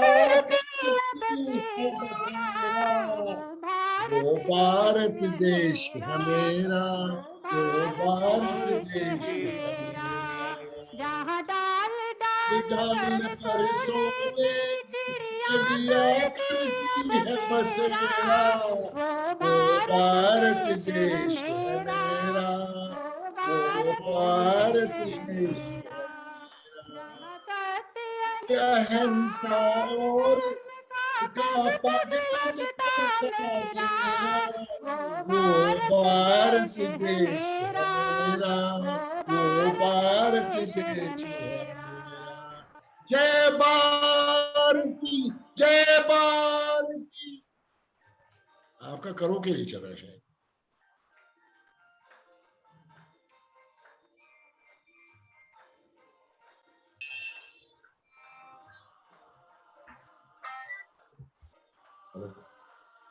हेलो बताइए। ये धरती वो जहाँ ऋषि मुनि जपते प्रभु नाम की माला। ओम हरि ओम हरि ओम। जहाँ हर एक अलग एक मोहन है और राधा एक बाला, राधा एक बाला। जहाँ सूरज सबसे पहले आकर डाले अपना अपना डेरा, भारत देश है मेरा। ओ भारत देश है मेरा।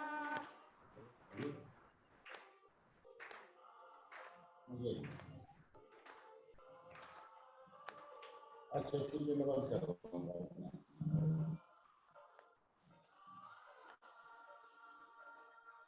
जहाँ आसमान से बातें करते मंदिर और शिवालय,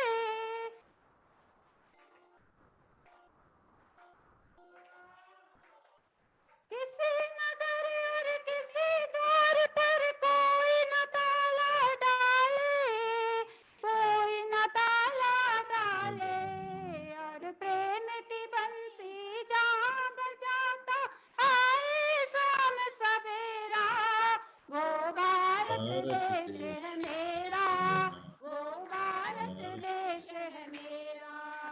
जहाँ सत्य अहिंसा और धर्म का भगत डेरा, वो भारत देश है मेरा, वो भारत देश है मेरा। क्या आप सब एक बार उठकर अपने भारत माँ के लिए एक बार उठकर जोरदार तालियों से वो भारत देश है मेरा 2 लाइन गाएंगे? वो भारत देश है है मेरा, वो भारत देश है मेरा। जय भारती जय जय भारती भारत, जय जय भारती भारत, जय जय भारती। भारत, जय भारत माता की जय। भारत वंदे माता मातरम। भारत माता की जय। भाई देश की जय। भाई देश की जय। देश की जय। थाई देश की जय, थाई नरेश की जय, भारत माता की जय.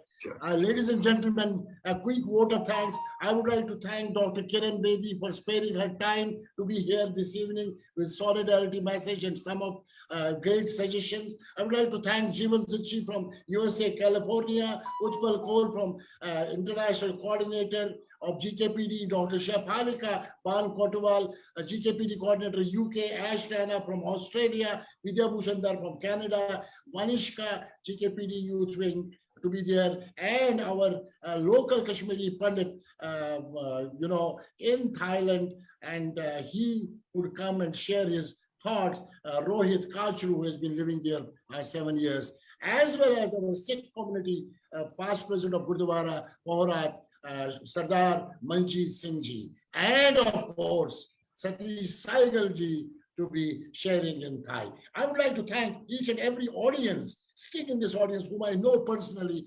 99 to 100%, who have been part of my life 17 years. Unfortunately, because of COVID, I am not able to fly into Bangkok. This is another politics in the world.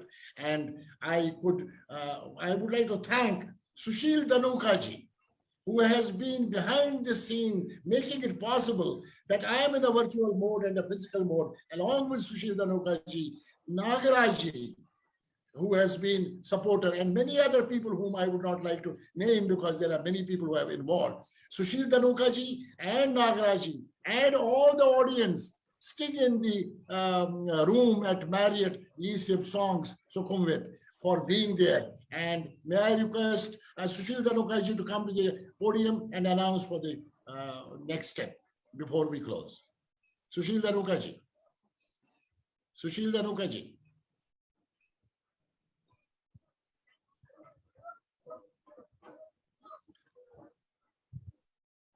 You are muted. You are muted. और मैं पुनः धन्यवाद देता हूं कि आज इतनी बारिश में और ट्रैफिक में आप लोग आए और हम उन कश्मीरी भाइयों के साथ में खड़े हों और उनके साथ हमारा सपोर्ट रहे, इसके लिए हम बहुत बहुत धन्यवाद। अभी ये कार्यक्रम में क्षमा चाहता हूं, थोड़ा सा विलम्ब हो गया, हमारे 8 बजे से खत्म होना तो 8:15 करीब हो गए, लेकिन डिनर लगा हुआ है बगल में, कृपया हर जो भी आए सब लोग खाना खा के जाएं, मेरी ये प्रार्थना आप लोगों से। बहुत बहुत धन्यवाद। जय हिंद, भारत माता की जय। भारत माता की जय। भारत माता की जय। जय। ये मेरा लास्ट वर्ड है, भारत माता की जय। धन्यवाद। मातरम। वंदे मातरम।